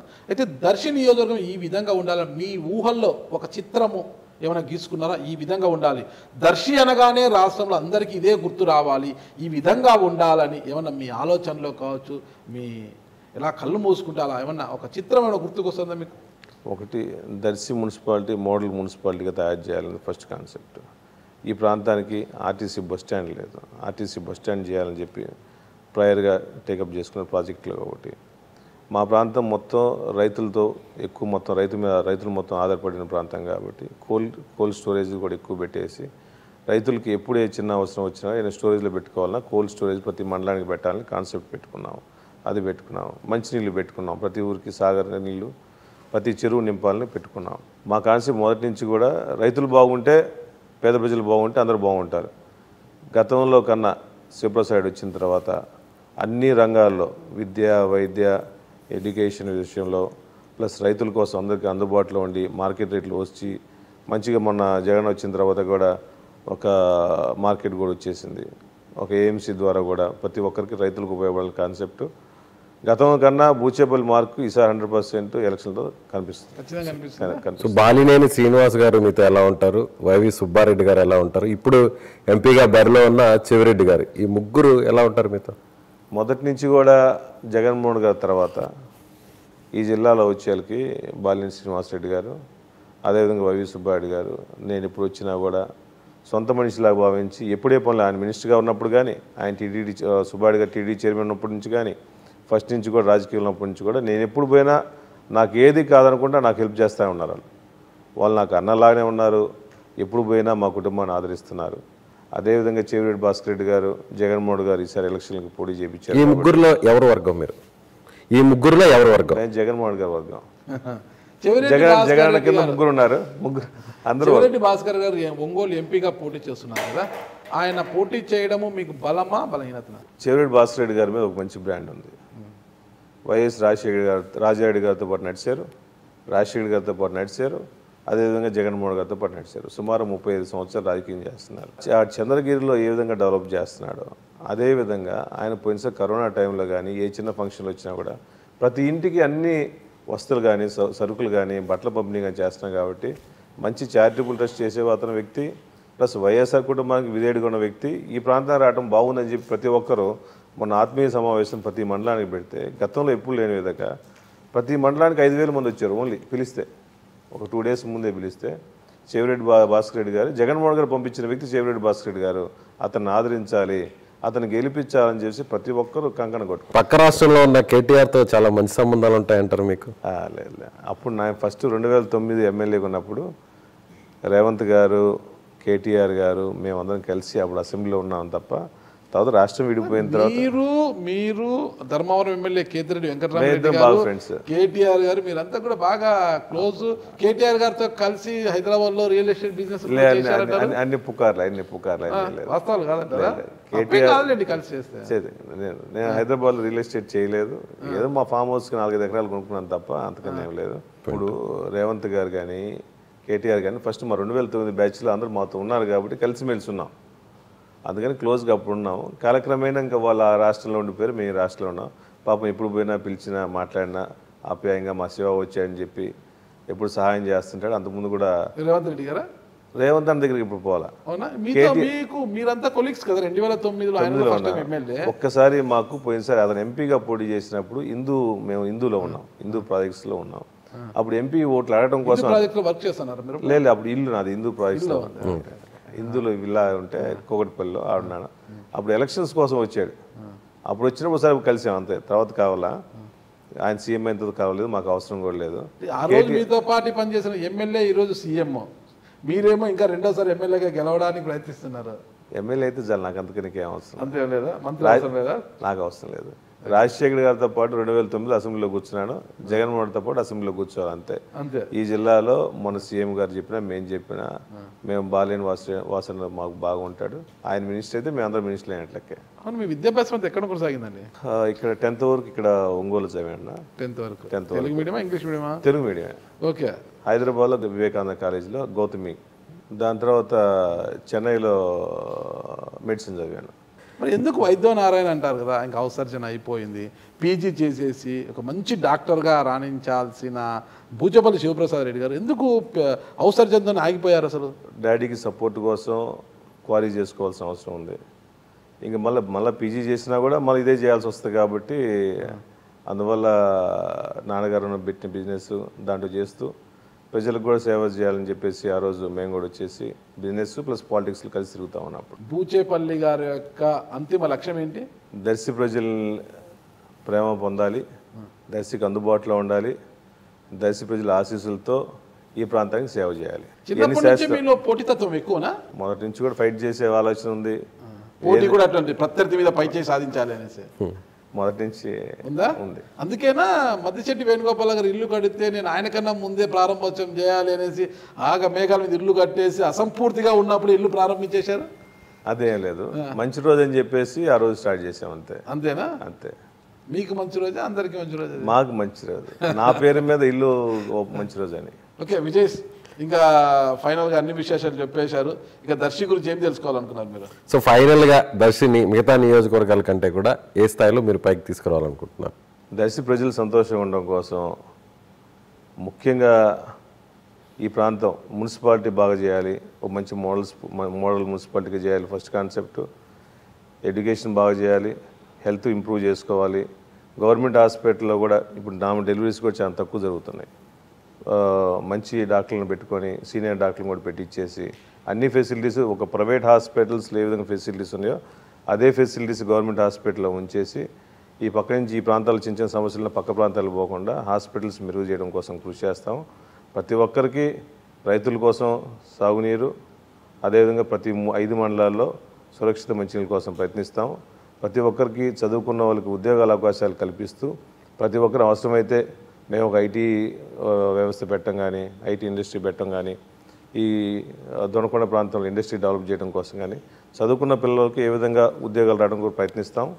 ముఖ్యంగా ఇంక ఈ లేడీస్ కోసం కానీ, మహిళా మండలి కోసం వాళ్ళు ట్రైనింగ్ ఇచ్చుకోవడం, వాళ్ళ కాళ్ళ మీద వాళ్ళు నిలబడటం కోసం వీళ్ళంతవరకు మా చారిటబుల్ ట్రస్ట్ ద్వారా నుంచి కానీ గవర్నమెంట్ కానీ సాయం చేస్తాం. అవసరమైతే మీ సొంత నిధులు వెచ్చించడానికి కూడా సిద్ధంగా ఉన్నాం. ఆల్రెడీ గత 25 సంవత్సరాల నుంచి నాన్నగారు చేస్తా ఉన్నారు, ఇప్పుడు చేస్తూ ఉంటాం. ఓకే, ఫైనల్గా మీరు మున్సిపాలిటీ చాలాసార్లు అన్నారు. ఈ సందర్భంగా అడుగుతున్నాను, గత స్థానిక సంస్థల ఎన్నికల్లో మున్సిపాలిటీ మీ చేయి జారిపోయింది కదా, టీడీపీ పరమైంది. మీరేమో మాదే అన్నారు. వాళ్ళు టీడీపీ 20 వార్డులలో 13 వార్డులు 7 వార్డులు మీరే. రాష్ట్ర వ్యాప్తంగా అసలు వారు వన్ సైడ్ అయినా తాడిపత్రి, దర్శి మాత్రము మీకు దక్కకుండా పోయాయి కదా.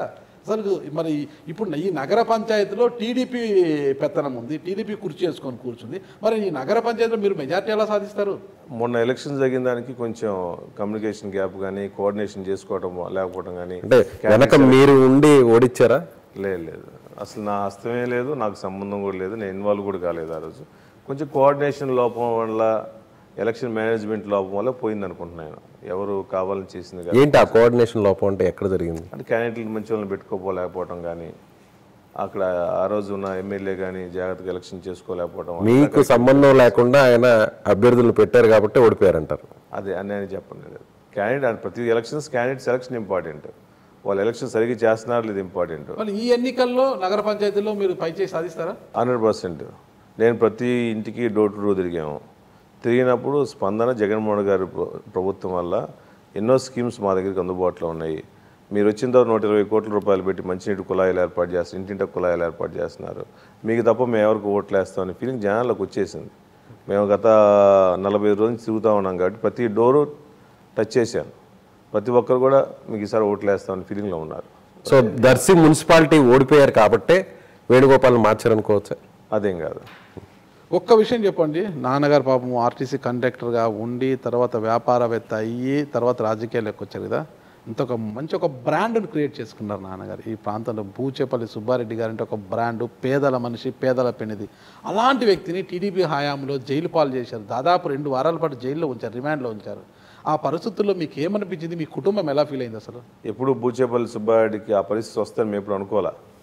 కావాలని కక్ష కట్టి ఆ రోజు చేయటం వల్ల ఆ రోజు నేను కానీ, అమ్మ కానీ, మా కుటుంబ సభ్యులు, దర్శి ప్రజలు కూడా ఇటువంటి మంచి వ్యక్తిని కావాలని చంద్రబాబు నాయుడు గారు, లోకేష్ ఇబ్బంది పెట్టారని ఆల్రెడీ జనాల్లో నానుడు వచ్చిన తర్వాత ఆ రోజు మేము నిజంగా 2-3 రోజులు భోజనం కూడా చేయకుండా బాగా ఇబ్బంది పడ్డాం. ఎందుకంటే అప్పటికే నాన్నకు హెల్త్ బాగాలేదు, చాలా రోజుల నుంచి కూడా కిడ్నీ ప్రాబ్లం ఉండటం వల్ల, షుగర్ పేషెంట్ వల్ల లోపల ఏం జరుగుతుందో మనం కలిసే పరిస్థితి లేదని చెప్పేసి బాగా అలాడిపోయాము. బెయిల్ వచ్చిన తర్వాత స్వచ్ఛందంగా సుమారుగా 15,000 మంది వచ్చేసి ర్యాలీగా వచ్చి జైలు నుంచి బయట తీసుకొచ్చే పరిస్థితి వచ్చింది. ఆ ఇన్సిడెంట్ మా కుటుంబంలో ఒక ఇబ్బందికరమైన ఇన్సిడెంట్. అది అటువంటి ఇన్సిడెంట్ చాలా బాధాకరం. అటువంటి ఎప్పుడు వస్తుంది అనుకోలేదు. అది కావాలని కక్షపూర్తిగా చేసిన వాతావరణం. మొత్తం మీద జగనన్న బొమ్మ మీ గుండెలపై ఉన్నంత వరకు మీకు తిరుగులేదంటారా? తిరుగులేదు. ఓకే, దర్శి నియోజకవర్గ ప్రజలకు ఎన్నికలను పురస్కరించుకొని బూచేపల్లి శివప్రసాద్ అని మీరు ఇచ్చే సందేశం ఏంటి? దర్శి ప్రజలందరూ గత 20 సంవత్సరాల నుంచి మమ్మల్ని ప్రేమించి ఆప్యాయతగా ఏ గ్రామం వచ్చినా కూడా మమ్మల్ని జాగ్రత్తగా గౌరవించి చూసుకుంటున్నారు. మేము దర్శి ప్రాంతం ఇదే ప్రాంతంలో ఉండి మీ అందరికీ సేవ చేస్తూ ఉంటాం. మేము ఈ ప్రాంతంలో వచ్చిన తర్వాత సేవ కోసం వచ్చాము, ఇంకా సేవ చేస్తూ ఉంటాం.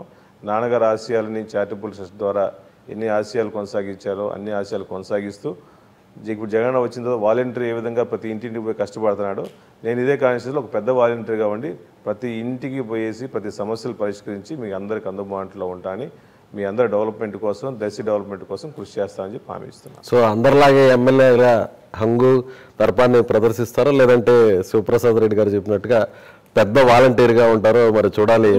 చూద్దాం. అంతవరకు మనకు 2020 రోజులే ఉన్నాయి కదా, June 4న ఫలితాలు కదా, ఆ ఫలితాల సందర్భంగా వచ్చిన తర్వాత ఎలా ఉండబోతారనేది కూడా మేము కూడా వేచి చూద్దాం. అంతవరకు సెలవు తీసుకుంటామండి. Thank you. నమస్తే. సుమన్ టీవీలో మీ పర్సనల్ అండ్ బిజినెస్ ప్రమోషన్స్ కోసం కింది నెంబర్కి కాంటాక్ట్ చేయండి.